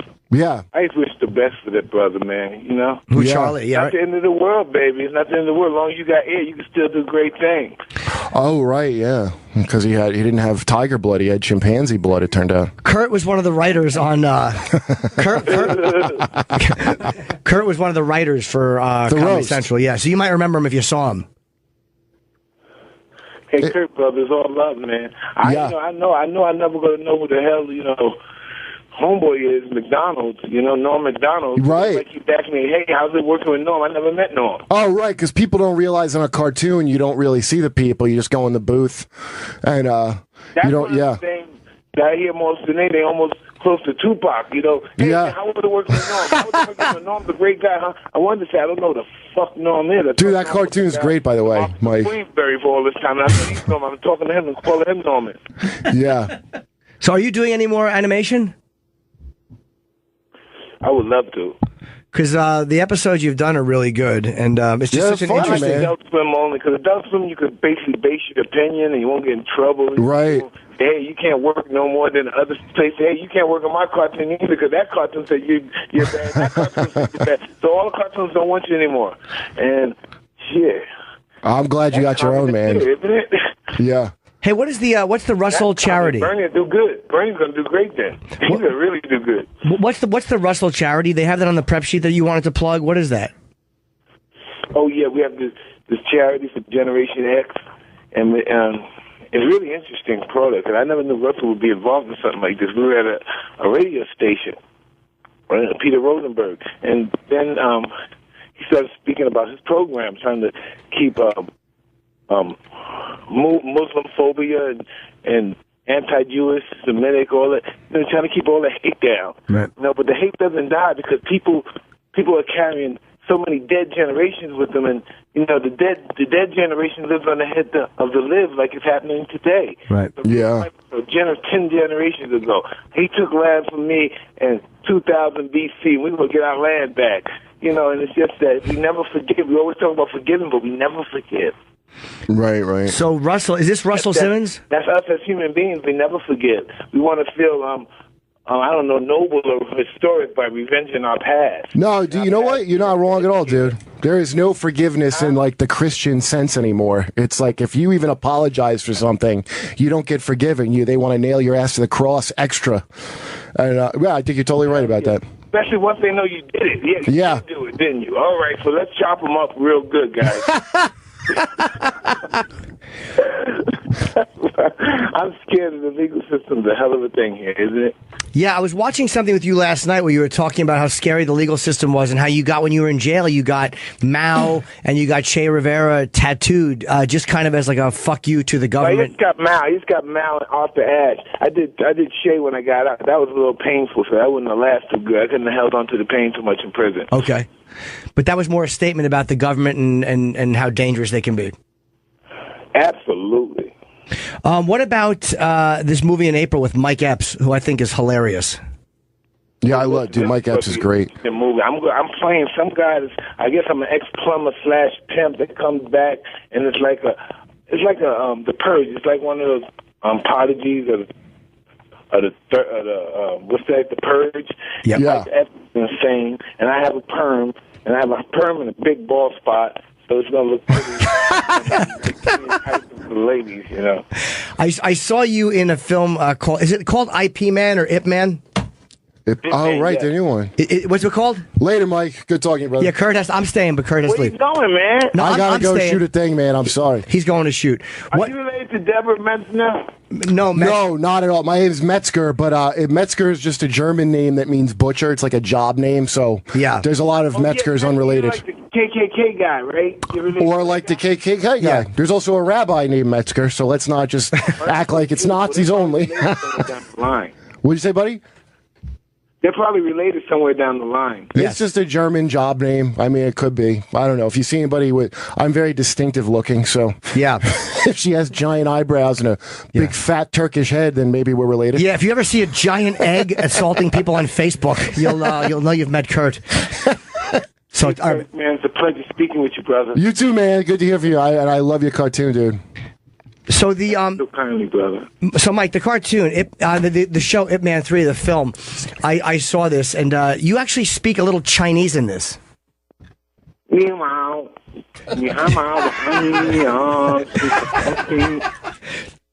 did you just say something, or are you just making noises? No, I made a couple of grunt sounds. I was trying to say hi, how you doing, and I love you. Because in the movie, you actually at times you're speaking English, and then you just all of a sudden you start talking Chinese. And I watched it with subtitles. They spelled it out phonetically and stuff. So they didn't spell it the right way, the way it was pronounced, but they spelled it out phonetically, and that's how I did it. Oh, okay. So you actually don't speak any Chinese? No, not even a little bit. Just how you doing? I love you. You had a great fight scene in this, and it's like an old like karate film, kind of in the style of the films from the 70s, where there's the master who's peaceful and his student has gone awry, and you have a really cool fight scene. Is this the first time you ever coordinated a fight scene? Well, no, I did another one in a movie that's coming out again called China Salesman with Steven Seagal, and I did a lot of fight scenes. And when is that coming out? I have the slightest idea, dude. Okay. Did you have the slightest idea? Do you coordinate that at all? The movie's not dictated. Huh? Do you? My friend is saying it's out now. Okay, so the film is out now. Yes, Travis. it is. Okay, so do you coordinate that fight at all, or do they just kind of do that and tell you exactly what to do, or they let you improv a little? No, they tell me what to do. Okay. Half check, I will be. I'm easy to direct. Half check, I'm easy to direct. That sounds good. Half check, and I'm easy to direct. That's a great way to be too, because that makes you pleasant to be around on the set. You know, if you have check, easy to direct is a great philosophy for any performer. I love that. Maybe I like that. I gotta do it because I was man. Because always in Vegas, it's this guy, this lawyer said, "Hey, you're in a wreck, need a check, call me." That's like a Better Call Saul lawyer thing almost. Is that his billboard? Yeah, he's an ambulance chaser. I forgot his name. You're in a wreck, need a check, call me. That's a great ad. You need a check. But you know what? That's it's almost only in Vegas though. But that's honest. I like that kind of an ad because that's honest from an attorney. Oh, I love it too. I love it. It's all about honesty. We're all out here like Nietzsche says, strive for power, the drive for power. We're all here for a drive for some sort of power. Do you you read Nietzsche? I've never read Nietzsche. Excuse me? Do you read Nietzsche? Well, Nietzsche said God is dead. Yes. But you're a pretty voracious reader. Are you reading anything good now? Who, me? Yeah. No, I'm reading this book. This book is really interesting. It's called like Slavery by Another Name. It's like during Reconstruction, after all the Yankees put all the black guys in the like political position in the South, and then the Ku Klux Klan came into an invention, and then they took the South back over and kicked all the black congressmen and governors and senators out, and then it was hell to be paid. Is that what happened? I didn't even know that's what happened. So the Klan did. That's what I read in the book. I read that happened in the book. And during when that process happened, when slavery was over, ex-slave owners would tell slaves, "You owe me money," and take them to jail, and then the sheriff would rent them out to corporations like U.S. Steel and all that stuff, and then work them to death. That was pretty interesting. And know what's other than an interesting thing? It was this guy named Cotton Fitzsimmons, and he was related to what was the guy named District Attorney guy Holder? He's Holder's wife. Eric Holder? Fourth cousin, yeah. And she was, and when I watched the film, she was narrating some of his life during the Reconstruction period, and I thought it was just dynamite how the government kept slavery till the 60s, dude. They ain't fooling around. So do you watch now, are you a big like History Channel guy, or what do you mostly watch? You watching? I love History Channel. I love The Planet, the Science Project. When they watch us go into all these different meteors and they're sucking all the emeralds, the gems out of them. All the asteroids, they got diamonds, platinum, and all that stuff in there, and we're trying to suck it all out from the space, dude. Oh, from sending, you think we're going to send probes up there and try to remove the minerals? The probe was already up there, dude. Is it? Well, we did. They're kicking butt. We landed on an asteroid. I know that. There was something that landed on, or a comet on the head of a comet. I think we had something land. Yeah. I don't know if they took anything from it though. Oh yeah, look, all the asteroids, just like this planet, they all have minerals like platinum, copper, gold, and silver, and all that stuff. All those planets, Pluto, all that stuff. And I don't know, probably we out there trying to suck them dry. We like money in this country. Without money, everything you say is definitely funny. Yeah, it's funny you mentioned money. Roy Jones Jr. is fighting a fan for $100,000. Have you heard this? He fights the fan? Yeah, it's some weird thing that he is fighting a fan for $100,000. I don't know who's putting the money up, if it's a fan or if it's someone who knows the fan, but I guess he's making $100,000, and I don't know if it's a real fight or not, but I wasn't sure if you had heard that.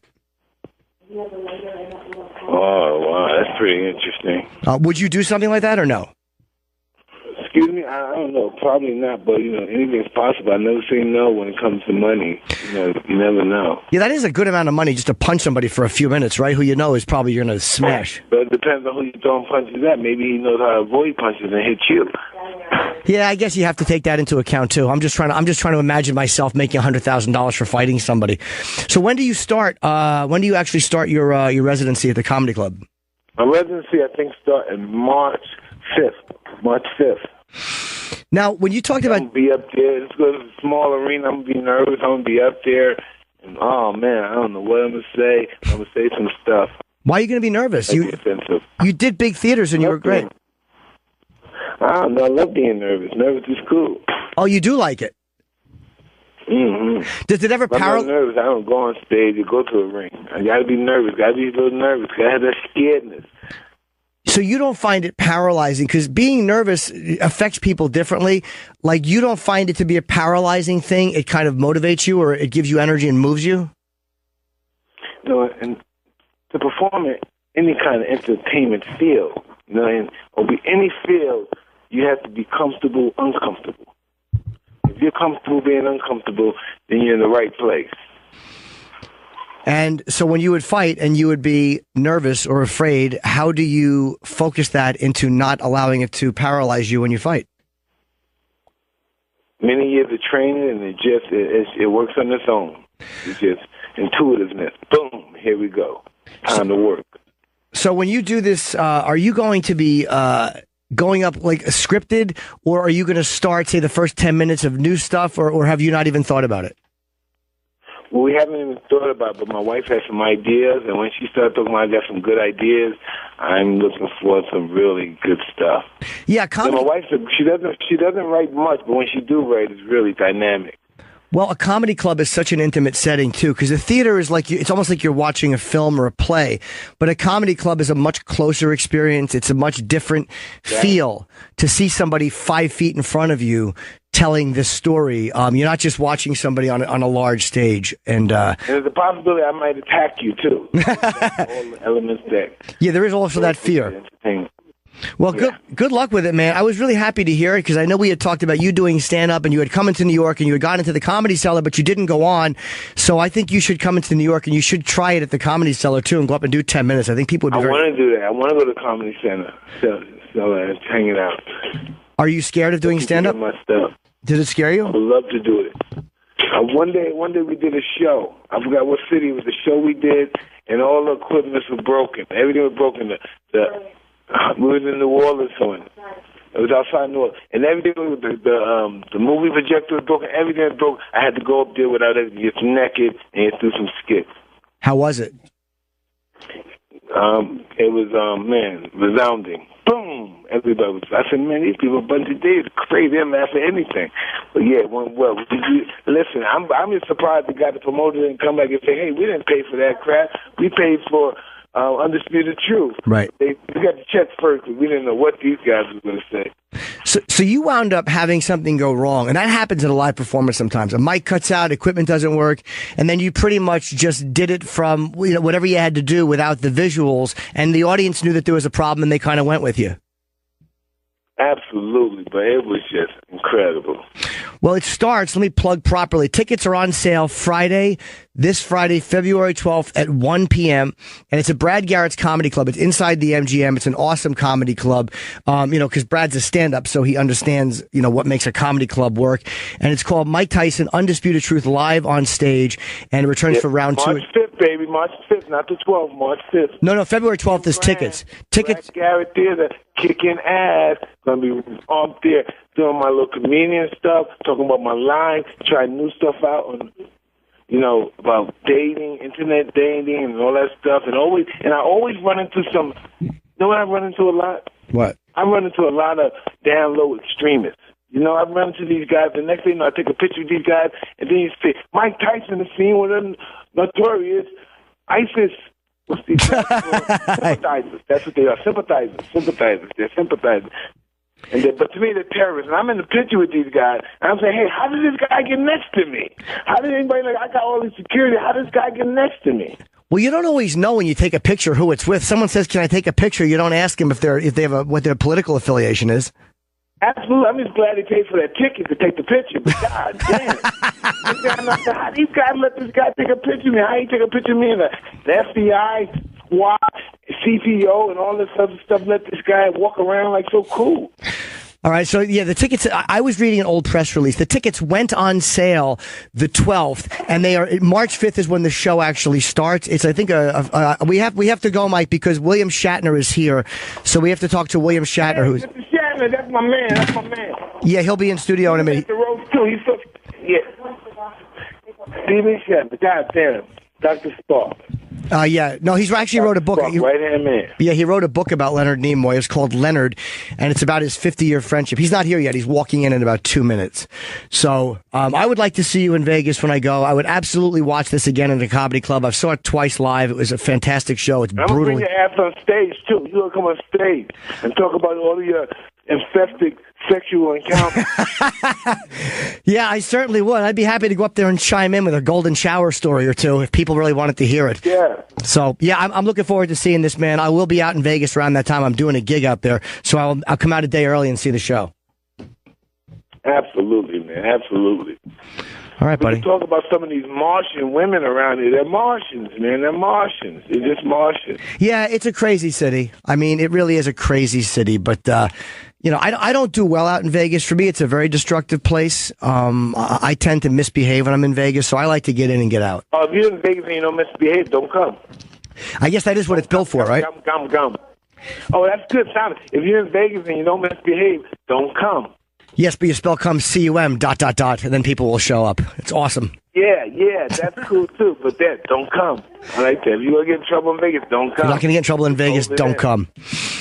All right, buddy. Thank you for calling in today. Love you guys. I love you, man. And I'll talk to you. March 5th is when the show starts, and I will see you soon.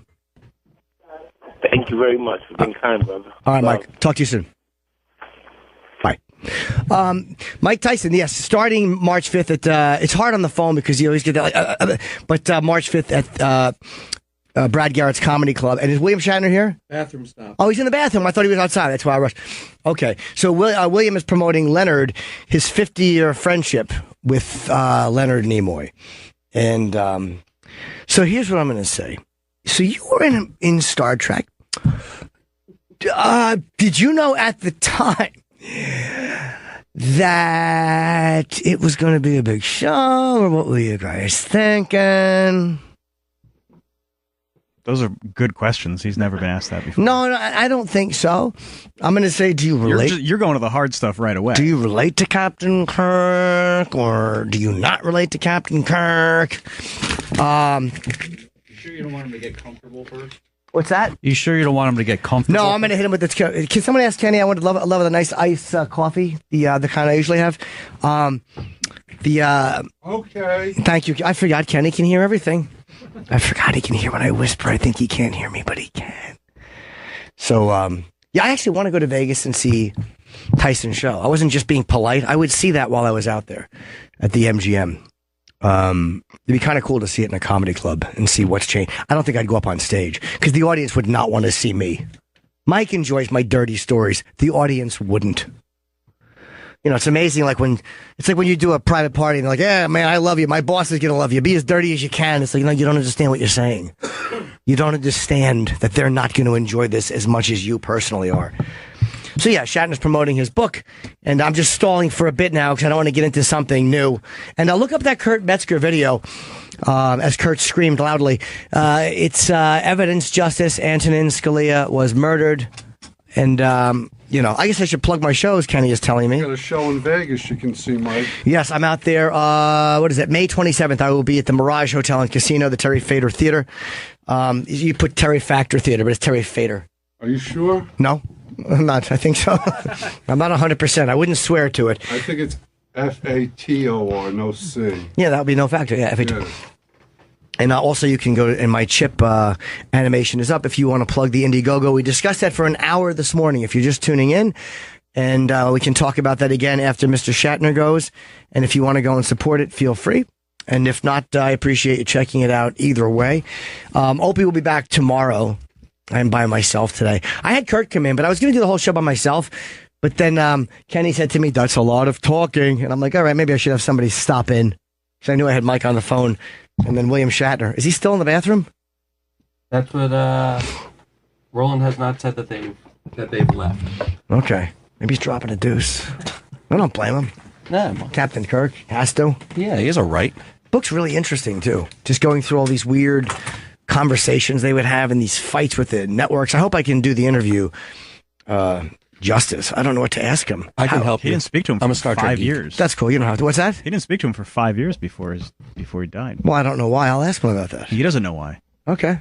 How long did he know him? 50. It's a 50th You wouldn't know anniversary. that because, well, no. My 50-year friendship with a remarkable man. But why didn't you talk to him for 5 years? That happens sometimes, though. You know, you're friends with somebody. There's times where you just don't talk, especially when you're both iconic people. And you go different ways. There's people I don't talk to for a year and we're nobodies. There's plenty of folks I haven't talked to in a long time. So it doesn't mean anything. Nope. Well, how about Roland text somebody something? I know we're texting now. But then again, you know what? He's not due for another minute. I wish I would have known because I would have taken a break. I wish Mike was in studio. I love having him in studio. The last time he put his arm around Eric and made some Jewish comments about Eric. He called me the Jewish president of the debate team. Oh, yeah, he did tell you that. That's right. Yes, well, you are Jewish. That's certainly not an insult. No. It's just, can't sue him for slander. I like saying that. I don't remember where I got that from.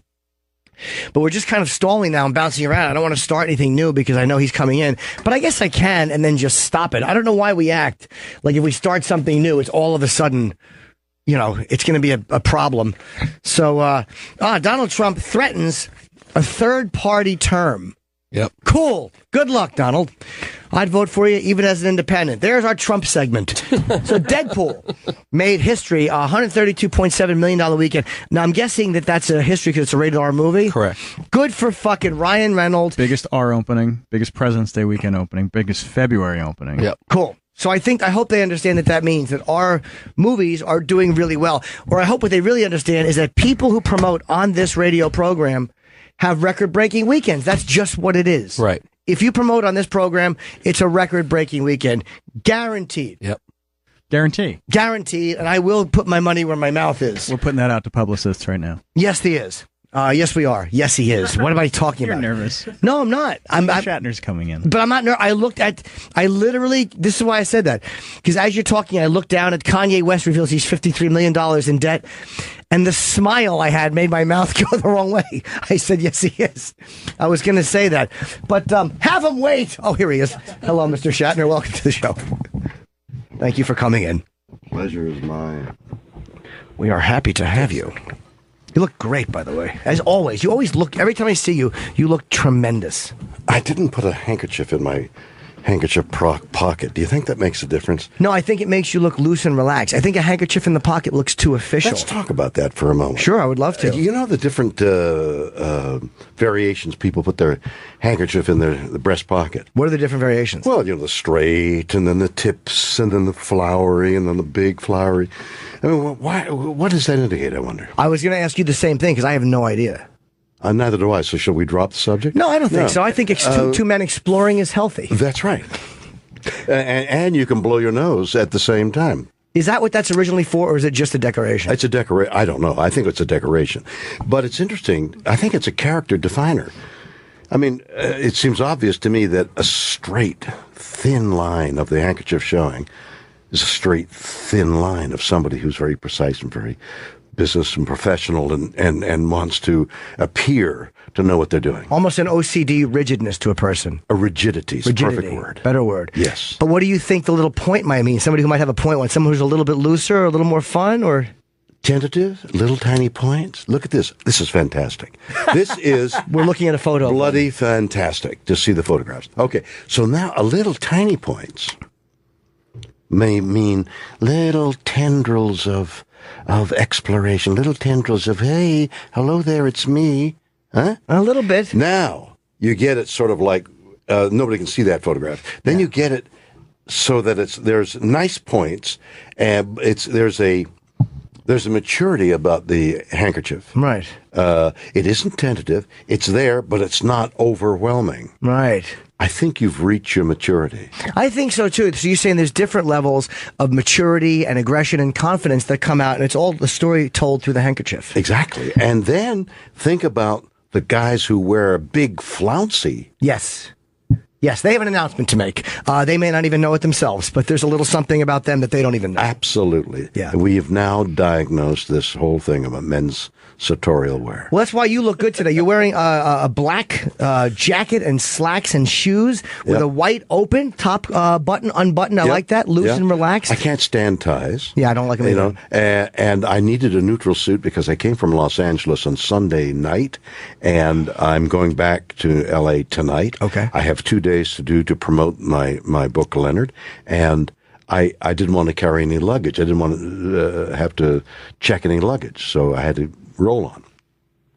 So I've got shirts to change, but I'm keeping the same black suit. Okay. Same neutral thing. My problem is I'm getting in out of cars going to different places like Opie, and it's raining, and I have no protection. No umbrella? And I've got there's an umbrella, but you just get spattered on. Oh.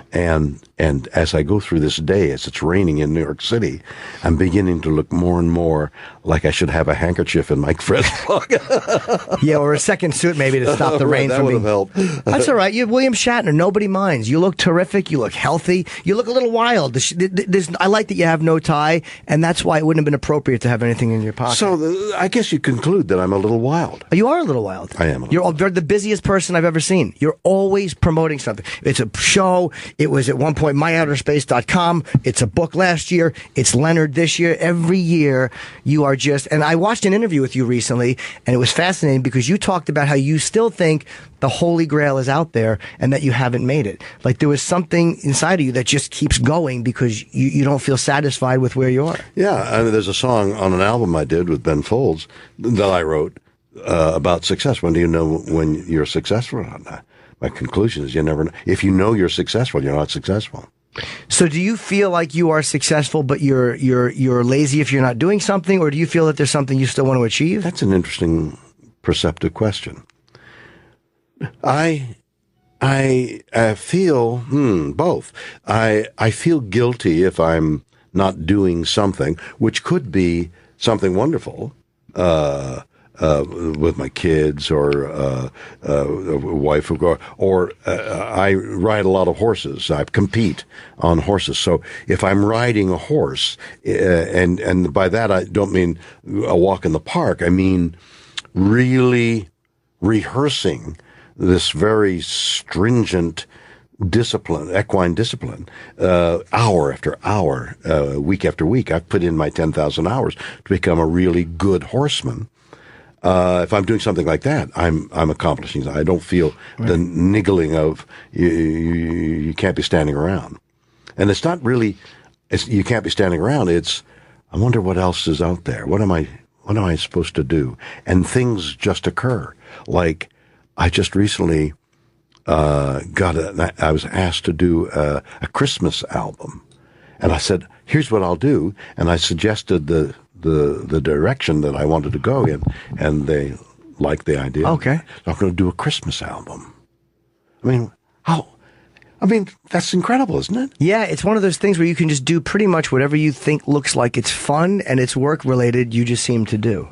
And that's exactly those are exactly the words that I would use, and those opportunities come up, and so I'm either writing about it or I'm doing it. I just finished my one-man show around here.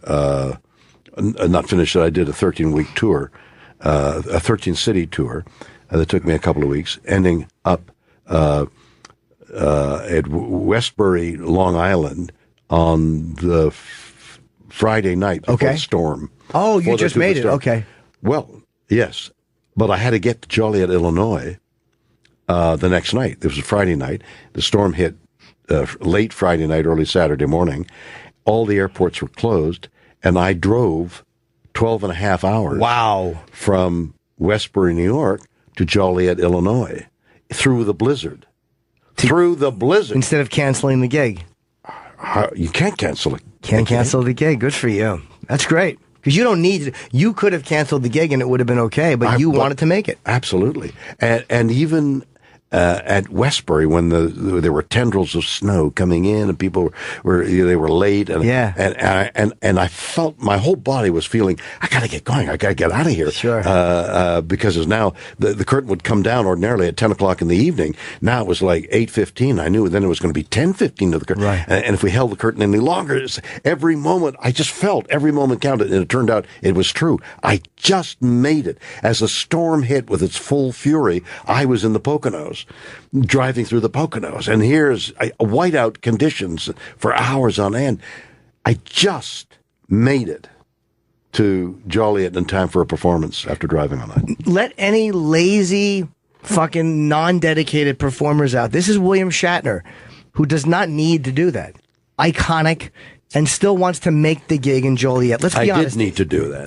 But it wasn't financial. You're not talking not for financial or even career-wise, but as a performer, you needed to do that. That's exactly right. Which I respect tremendously. How was Nimoy? I know you guys you had a very interesting relationship.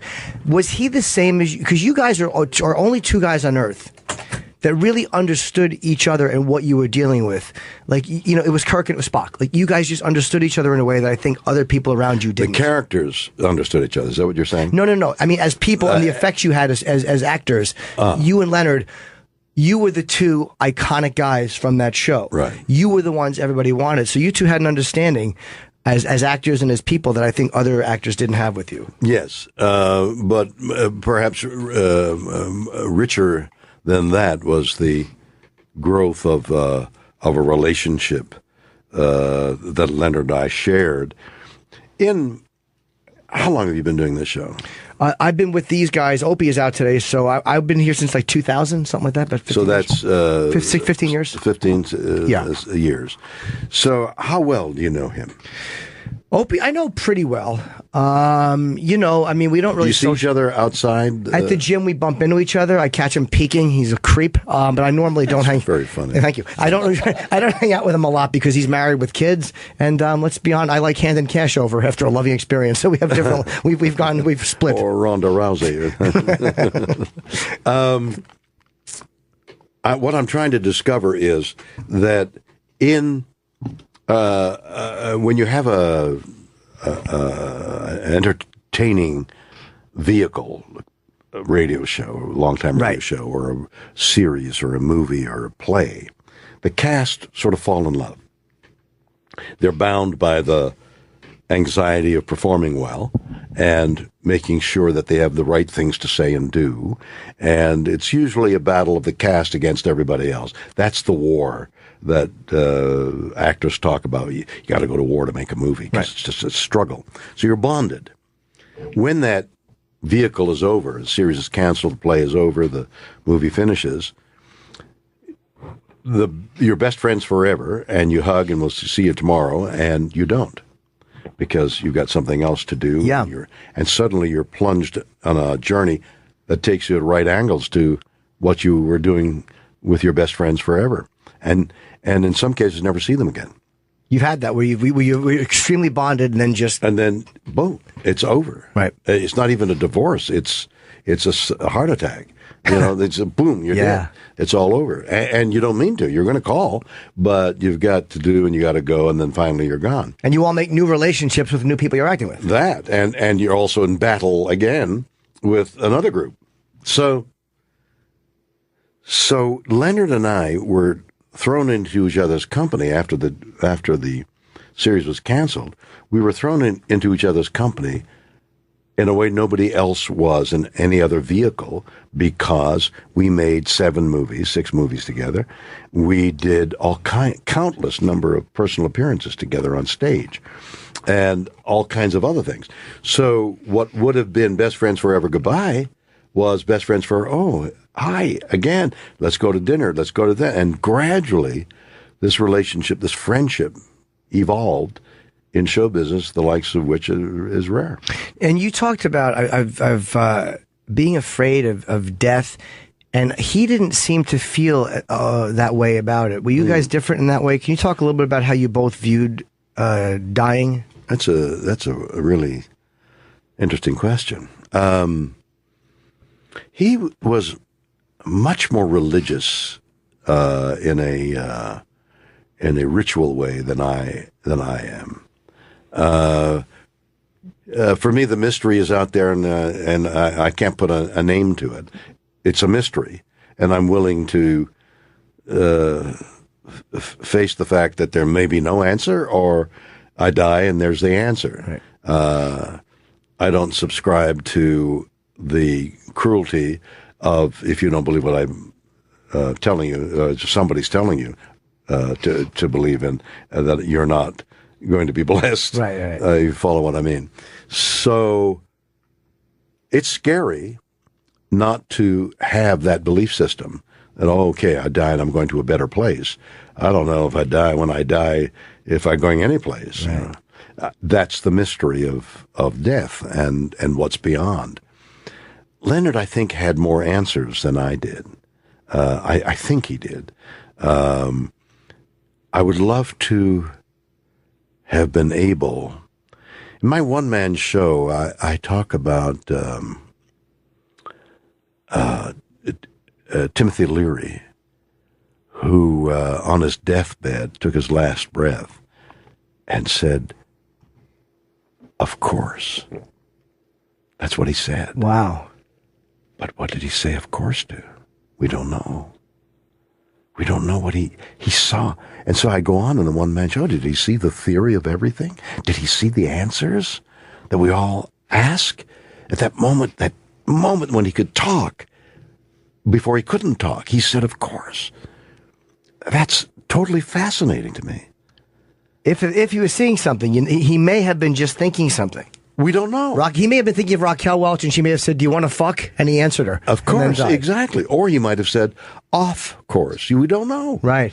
So what was Leonard thinking when he died? I would have, I don't know what I would have given to have been able to see and feel what he was doing at the moment that he took his last breath. Well, you said when your wife passed away, it gave you a different perspective on death. And you saw death differently. And then DeForest Kelley and people who were in your intimate circle, and you just, I guess, developed this fear of it. And has that changed since he passed away? No. I isn't everybody. I mean, it's unknown. Isn't everybody to one degree or another afraid? I know there are certain individuals who say, I can't wait to die because I'm going. He's never been on a horse. Where you and the horse are one, and there is this relationship between you and this horse and galloping, and so that you and the horse are this powerful galloping, running. I mean, why would you want to die? Right. If you could feel that, why would you want to die to feel the love of a woman and or whatever stirs your fancy to have that passion between you? That you're alive. That's the reason for living. How can you... it seems remarkable to me, I'm not putting it down, for somebody to say, well, I'd like to get to another level. If you're starving in Syria and being bombarded and you're dying of starvation, I can understand somebody saying, I've had enough of this. Right. But if you're not in those circumstances, life is beautiful. Yeah, so the idea of not existing just kind of sucks. Of not having a consciousness, not thinking, of eventually fading away and not being remembered. Well, you're going to fade away. You need to know. I was apparently I was criticized a great deal for a decision I had to make involving Leonard's funeral and a Red Cross event that actually Donald Trump was putting on in Florida. And I had promised to be there, and 1,000 people who had given a lot of money to the Red Cross were there. And there was no reason to think that they weren't coming, partially at least, to see me. Sure. So I had this dilemma. What do I do? How do I conduct myself? And what I said to the audience that night, and I was missing Leonard's funeral, was our names, our reputations, the remembrance. If you're buried and you're remembered a day, you're lucky. A week, a year. But in terms of eternity, you live, you die, and you're gone. Mm-hmm. That's it. But the good deeds that you do, the things we're doing here tonight, I said to them, will be remembered forever, because like a butterfly effect, the reverberations of what you're giving, the help you're giving these unknown people, that'll reverberate in other lives and other times and other things. So I knew that the choice I made to attend the Red Cross fundraiser was the right one, although and memorialized Leonard and Maury Hurley, who was a well-known television writer, who was a friend of mine, who died about the same time. So who remembers Maury except his immediate family? So I'm mentioning Maury Hurley here on the air, and now it's going out into the waves. Maury Hurley, Leonard Nimoy are now, that name's now going out into, it's going past Pluto soon. Yeah, it will never stop going. It will never stop going. Those little lines, those little gravitational lines are going out. They just keep moving. And so there was a big myth, and people misinterpreted why you didn't go to his funeral, and they thought, like, oh, he didn't care, he didn't love Leonard Nimoy, they weren't that close, and that was just not the truth. No. Had you seen him? You said you hadn't seen him for a while before then. Was that just life taking its natural course? Well, Leonard stopped talking to me. I never found out why. Something happened, and I'm not sure what it was. And he went to his death without ever resolving what it was. I sent him a note shortly before, because I understood that it was dire, and I sent him a note of friendship. It's in the book, and so one of the great mysteries that I'll take with me is what happened. Are you able to talk to his wife? Excuse me, I just coughed. Are you able to speak to his, wow, so you'll never know what that was. Right. Wow, that's a pretty heavy thing. I didn't realize that. Yeah. Before he was an actor, excuse me, I'm coughing. No, well, the book is moving, and I can understand you being moved, even to cough up. Yeah, but I you're swallowed. Getting rid of a lot of anxiety. I really am. I swallowed my coffee down the wrong thing, and as you're telling the story, I didn't want to blur it. I never want to spit coffee on William Shatner, but the last time you want to spit coffee is during a story like that. It's been done innumerable times. Now, Leonard was you tell this story too in the book. He was a taxi driver. Yeah. Before he became, which I did not know. And I didn't know it either. He told you that? No, it came out of stories in due diligence. It came out of doing research. And can you talk a little bit about his career doing that?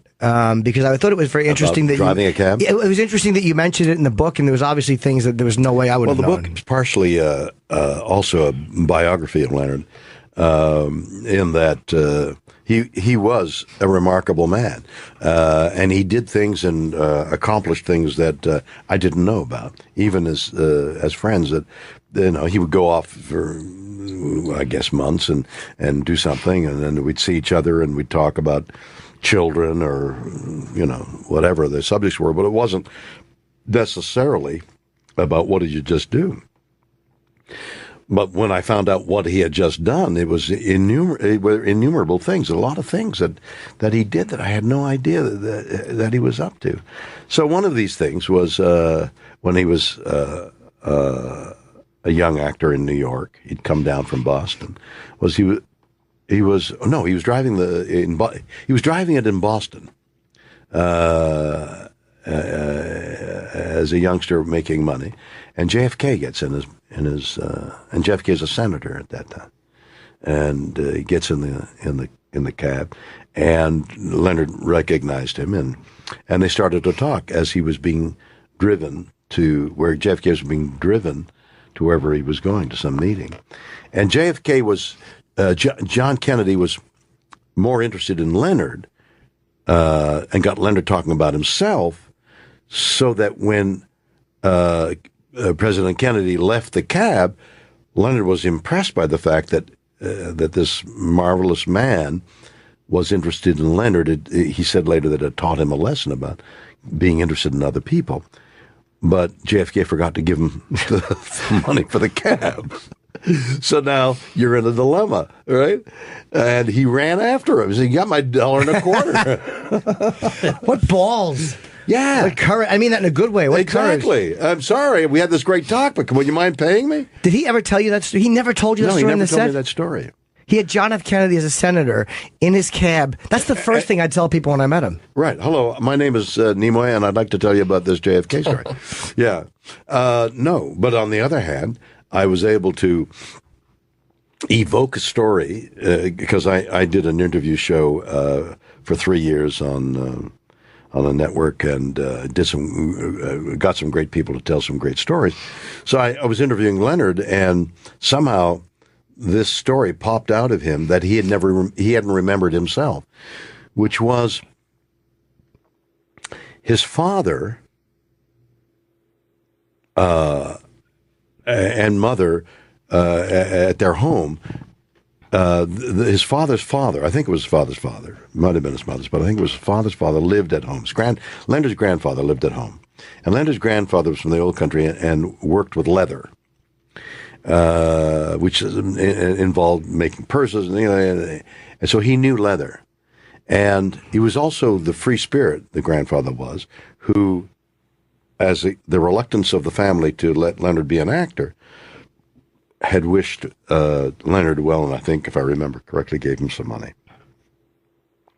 So the grandfather was always on Leonard's side. When Leonard came home for his periodic visits to see his father and mother and his grandfather, every so often Leonard would feel the grandfather sitting around, the grandfather's fingers inside his shoes, feeling the leather. And Leonard realized that the grandfather, was trying to find out how much wear the leather had so that he would know how well Leonard was doing if he ever got the right heels on or the soles repaired. Right. So it was a charming, unique story of a man who used leather to find out the condition of his grandson. I was very moved by it. And he hadn't thought of that in a long time. It just kind of came out in discussion. It was something I must have been saying that, or memories I was getting from him, as you know, because you're so skillful at it, of doing an interview. Did you know there was a point too where he had developed a drinking problem, which I don't know if that was public knowledge at the time or if he kept it private. Were you aware that was happening? No, I was not.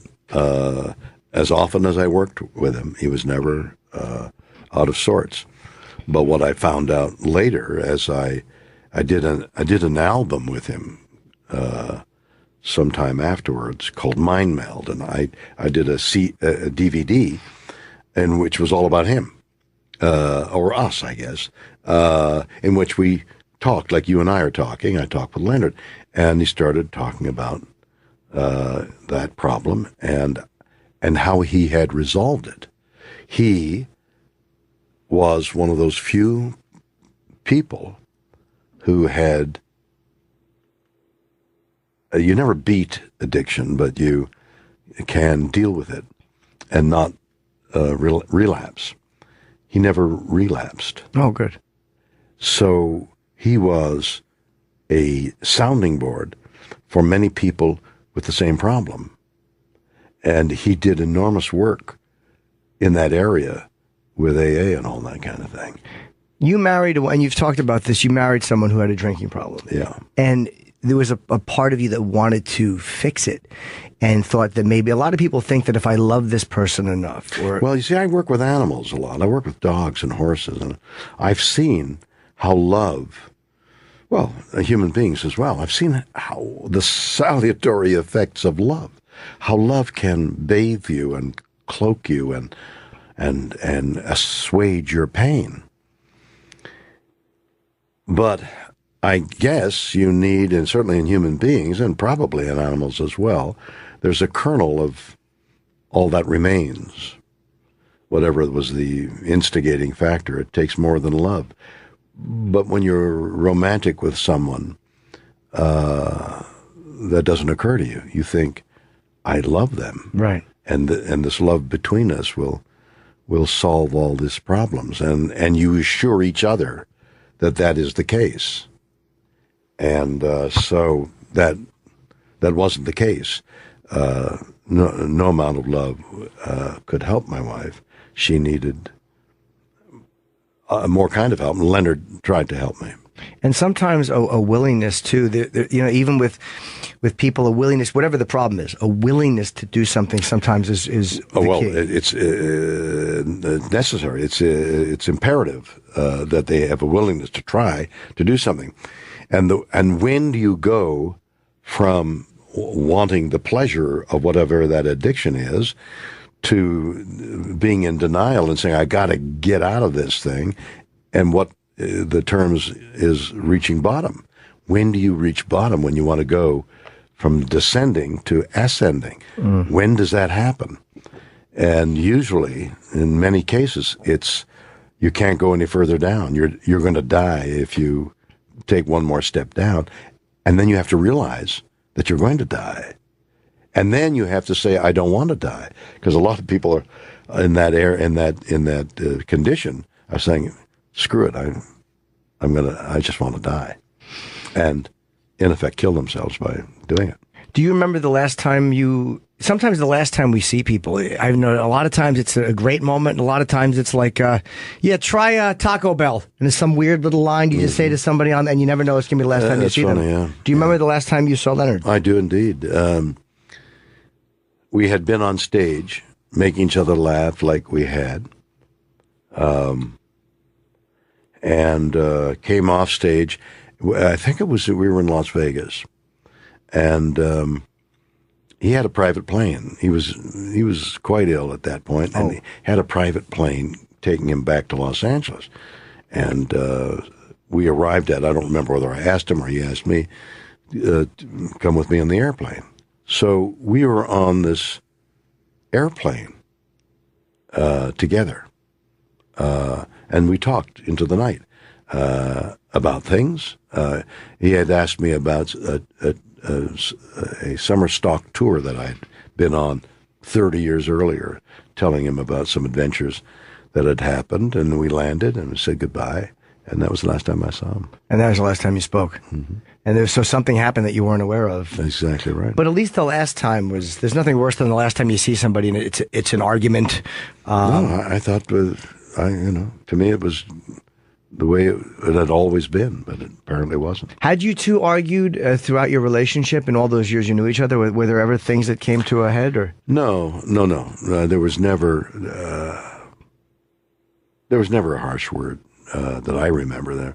And if there was, it would be like two brothers arguing. And I've been in the company of two brothers, 18 months apart, who said they would fight on occasion, and one occasion they were choking each other. Okay? No. Like Irene really trying to kill each other. And they were like 18 or 19, they weren't kids. And the next morning it was like nothing happened. They were the brothers. Yeah. And now they're 40 and I'm riding motorcycles with them and they're talking about it and laughing. And I thought, that's what brothers are like. That's friendship, man. You could be kicking each other's ass and say, all right, let's cut that out. Brothers beat each other up. Sure. I think. I've never had one, but that's what you hear about. Yeah. And then love each other. I have a sister, we would do that. Well, of course. You can beat her up.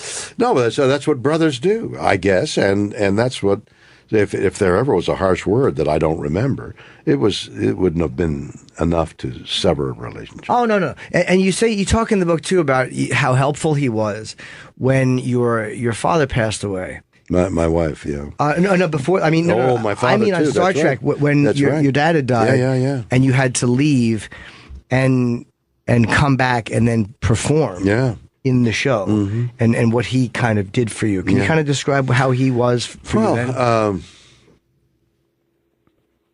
So my dad, I was notified at lunch hour while shooting Star Trek. My dad had died, and I needed to go pick up his body in Florida, actually, and then take it to Montreal. And it was noon, and the plane that I needed to catch was in the evening. There was the only plane going to where I had to go was sometime in the evening, so I had like the afternoon. And everybody in the company at this Star Trek company, they said, well, we'll just stop shooting. And I said, no, Don't stop. What am I going to do? Am I going to walk around thinking about my dead father? No, I'd rather continue working. Yeah. So, in the midst of one of those moments that in most people's lives is the most extreme, when a parent dies, no matter what your relationship is with the parent, it's the end of an era. It's the end of a phase of your life, never to come again. Death is final, and no amount of, I don't understand the phrase having closure. I don't understand that, because grief is permanent. Yeah. The degree to which you feel the grief lessens over time, but you grieve, at least I think, you grieve all the time. I don't understand closure.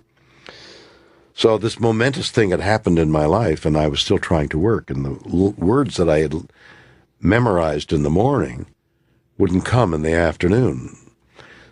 And everybody was aware. Now, Leonard had faced death at that time. I don't remember what. The cameraman, his father, had died. It was also had been a cameraman, had died on the set, and he had years earlier had faced the death of his father. So the two people that I remember was the cameraman and Leonard, who stood beside me like elephants. You know how you see elephants in pictures? So I work with them. Huh? No, I say I work with them. Oh, you work with them? Yeah, right. And they pack their trunks. Will stand beside each other and support each other, hold each other up. There are instances of two elephants standing side by side, and there's another elephant between them that is ill or suffered a broken something or other, and supporting each other. And that's the way I felt that Leonard and this cameraman did to me, is supporting me during this terrible afternoon when I was trying to be an actor. And well, really, I guess it was therapy to try to. So that was before my father. Before I left to bury my father, I came back 3 or 4 days later. They had continued to shoot without me, but they pointed the camera away from my position. So all they had now to do was reverse the camera and shoot me on stuff that they had already shot. And Leonard performed to the best of his ability to help me at that point. Yeah, but as we're talking, I'm realizing I'm sorry to only talk about death. All I'm asking you is death questions, but those are just the things that jumped out at me in the book that I haven't heard you talk about before. Because the relationship was laughter. Yeah, there was a fun relationship, so I don't mean to be fucking a Debbie Downer interviewer. Let's talk about some of the happier times you guys had, too, because it wasn't all sad times, and there was some great and fun times you guys had together. Absolutely. He was very funny. He had he had a wicked, dry sense of humor, and he would break me up on stage all the time, or whether we were shooting a movie or whether we were appearing in front of an audience. He was very, very funny. It's weird, too, because he had to play such a stoic guy, and that seemed like a hard, and you have to play this kind of heroic, you both had very different personalities. And he brought a lot of his personality. He brought a lot, every actor does. Spock was a stoic character. Leonard, as a part of him, just a part of him, had this stoicism. Of course, there was his other violent emotional side on the other side. Are you one of those guys that will take it home with you on the weekends? A lot of actors, like, they say Daniel Day-Lewis, he's Lincoln for 3 months. Some guys do that. Are you one of those guys, or when you're done for the day, you're okay with it and you just go home and you're William Shatner again? To a large degree, yeah.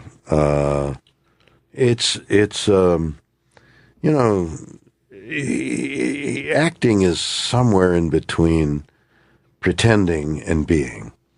It's somewhere there. It's ephemeral. Sometimes you're pretending, but you're pretending so well you don't know that I don't. Right. And sometimes you're feeling and you're not pretending. And sometimes people like to think, oh, well, if you're really feeling it, but if you're it must be true, but sometimes it's too much if you're really feeling. And you lose artistic control, artistic distance.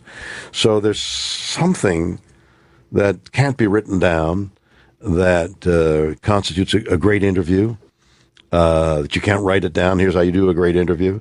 You can't write down how to do a great performance. It's somewhere between a lesson and illusion. Well, it's feeling too. There's certain instincts that come where you just, it's like if somebody says something to you, a lot of times your instinct, you understand the subtext of what they're saying, even though you couldn't prove it in court. Yeah, well, I'm not sure that it's instinct. I think that, and you're talking now about an interview, I think that as I was in the company of a ex-CIA undercover operator, and he was able to make observations that I found astounding, not unlike those seance people who say I'm in touch with the other world. Right. What they're reading, I think, although I don't know, I'd like to be proven incorrect, that they're reading you by little things you're giving off that they're reading because they're masters at reading the person. That's what I think those things are. Certainly Houdini seemed to have proven that's what it was.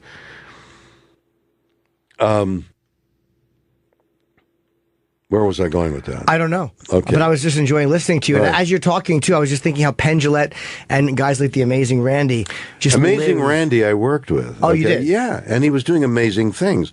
But there was a purpose. I had a purpose to say all this about intuition. I guess, no. You were saying certain things weren't instinct, interviewing. yeah. So interviewing is this perception that I'm talking about, that you're looking into the eyes and suddenly a word that they use has another meaning, and you catch that word and you follow that down that track. That's what I loved about interviewing people, was following that wandering path down a conversation where a word would have a meaning that they themselves didn't even know, but it came out of their soul, the word and the way they read the word.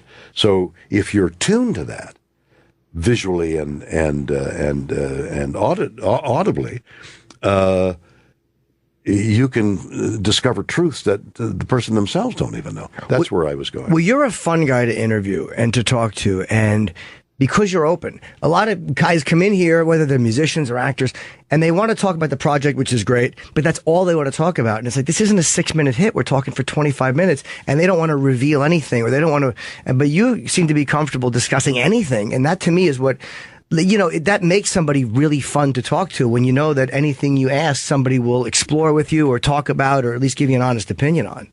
And if you've interviewed people, you know how awful it is when you're talking. We get a yes and no, yeah. Oh, yeah. I'm sure you dealt with that. Yeah. Yeah. Oh, it's torture. Oh, torture, because now you've got to fill. Now, and I had the luxury in my show, which we were filming, so I could go as long as an hour and a half and get 20 minutes out of it. But here you got to go 25 minutes, and you've got to get 25 minutes out of it, and not 24 and not 26. And that time can either be it goes by in a moment, or it hangs so heavy that you go home with a headache. Well, we had a weird thing with one actor that came in who I liked, but he had written a book about booze and beer. So I was asking him about beer. How about broads? He didn't mention broads. I would love to have asked about those. The 3 Bs. Oh yeah, no, but our relationship soured quickly because we started talking about the drinking and stuff, and I asked him if he drank a lot, and it just kind of got sad after that, and I didn't mean it to. It was just like one of those things. And he did? Oh boy. Was he in his cups when he came in for the interview? I don't know, but I will say this: I thought I smelled a familiar scent, and it wasn't lotion. No, it wasn't lotion. Unless he put on Anheuser-Busch. He smelled a little bit like he smelled a little like liquor. And I've had a lot of guys come in like that. It's early in the morning. They smell like they've been at the club the night before, but they're still great interviews. But with him, I think. But you push the mic back a little bit. Yeah. No, I understand what you mean, and my experience with people who are addicted to alcohol is that they do start drinking really early. It never really stops. They need to achieve a certain level of whatever the alcohol brings them to function. So you can be a functioning alcoholic, and you're not falling down drunk until you wish to fall down drunk and really wipe yourself out. Is there anything worse than when you're out with somebody, whether it's a date or a relationship, and it's a woman, and they start drinking, and you're like, oh, I thought they weren't. I believe I've done this on dates with women I don't know too well, and then it's 2 drinks in, and they start to get like a little louder, and they start talking to the people at the table next to you, and you're like, oh, this is fucking hideous. Just stop. And it's been so long since I've been in one of those situations, because I've been married at various times to various people so long that single thing. I don't remember. I mean, what you've described sounds like a scene out of a film. Yep. That would be my experience with it. But you're experiencing it. And but I've been to endless dinners, of course, and you think, how the heck can I get out of here? And if you're with a date and you can't get out of there, otherwise, I suppose you could. Here's money for a cab, or you ask her for money for a cab. Can I have some money for a cab? But that's got to be one of the worst social situations when the date you're with is getting drunk. Oh, it's awful. It reminds me of in The Godfather 2, in the beginning when they're dancing and Fredo's wife is dancing with other men and she's going, never marry a wop, and she's all loud and Fredo's embarrassed. Yeah, but never. No. I mean, she wasn't wrong. She was 100% right. No. Yeah, she was 100% right. Well, they're telling us you have other things. I love you. I love talking to you. One of my favorite people. The book is called Leonard, My 50-Year Friendship with a Remarkable Man, and it's William Shatner. And are you doing any signings, or are you just in and out of town? Where is he signing, Travis? Do I have them in front of me? I did last night. Oh, you did? At Barnes & Noble, but we're done. Oh, you are done? Yeah. Oh, Travis is saying yes. I'm going to do several interviews today. He's got 2 in L.A. Not signing. Just 1 in L.A.? 1 in L.A.? 1 in L.A., 1 in Long Beach. When are those? No? On Thursday, I'm in L.A. Okay. You reach L.A.? We're everywhere in the U.S. and Canada. For goodness sakes. Hello, Montreal. I'm at Barnes & Noble on Thursday evening. In Los Angeles. So you get is it Barnes & Noble? Barnes & Noble, yeah. Yes, it is. In Los Angeles. In Los Angeles on Thursday evening, the great William Shatner. This book is fascinating, and I didn't read the whole thing because I didn't have time, but I read a lot of it, and it was so interesting, and I had no idea what your relationship with Leonard Nimoy was like, and it was very moving. It was really, really good. Thank you so much. Okay, and thank you for coming. What a pleasure to be with you. Thank you. I'm a big fan, and we're going to come back in a minute and wrap up, okay? So one more break, and then we're done. Thank you, William Shatner. Hey, Dylan, I just feel really good today. We're going to be wrapping up soon, the Kirk Cinnamon Show. Thank you so much to Mr. Shatner for coming in and for not knocking me into, to zapping me into cyberspace. Star Trek was my favorite show.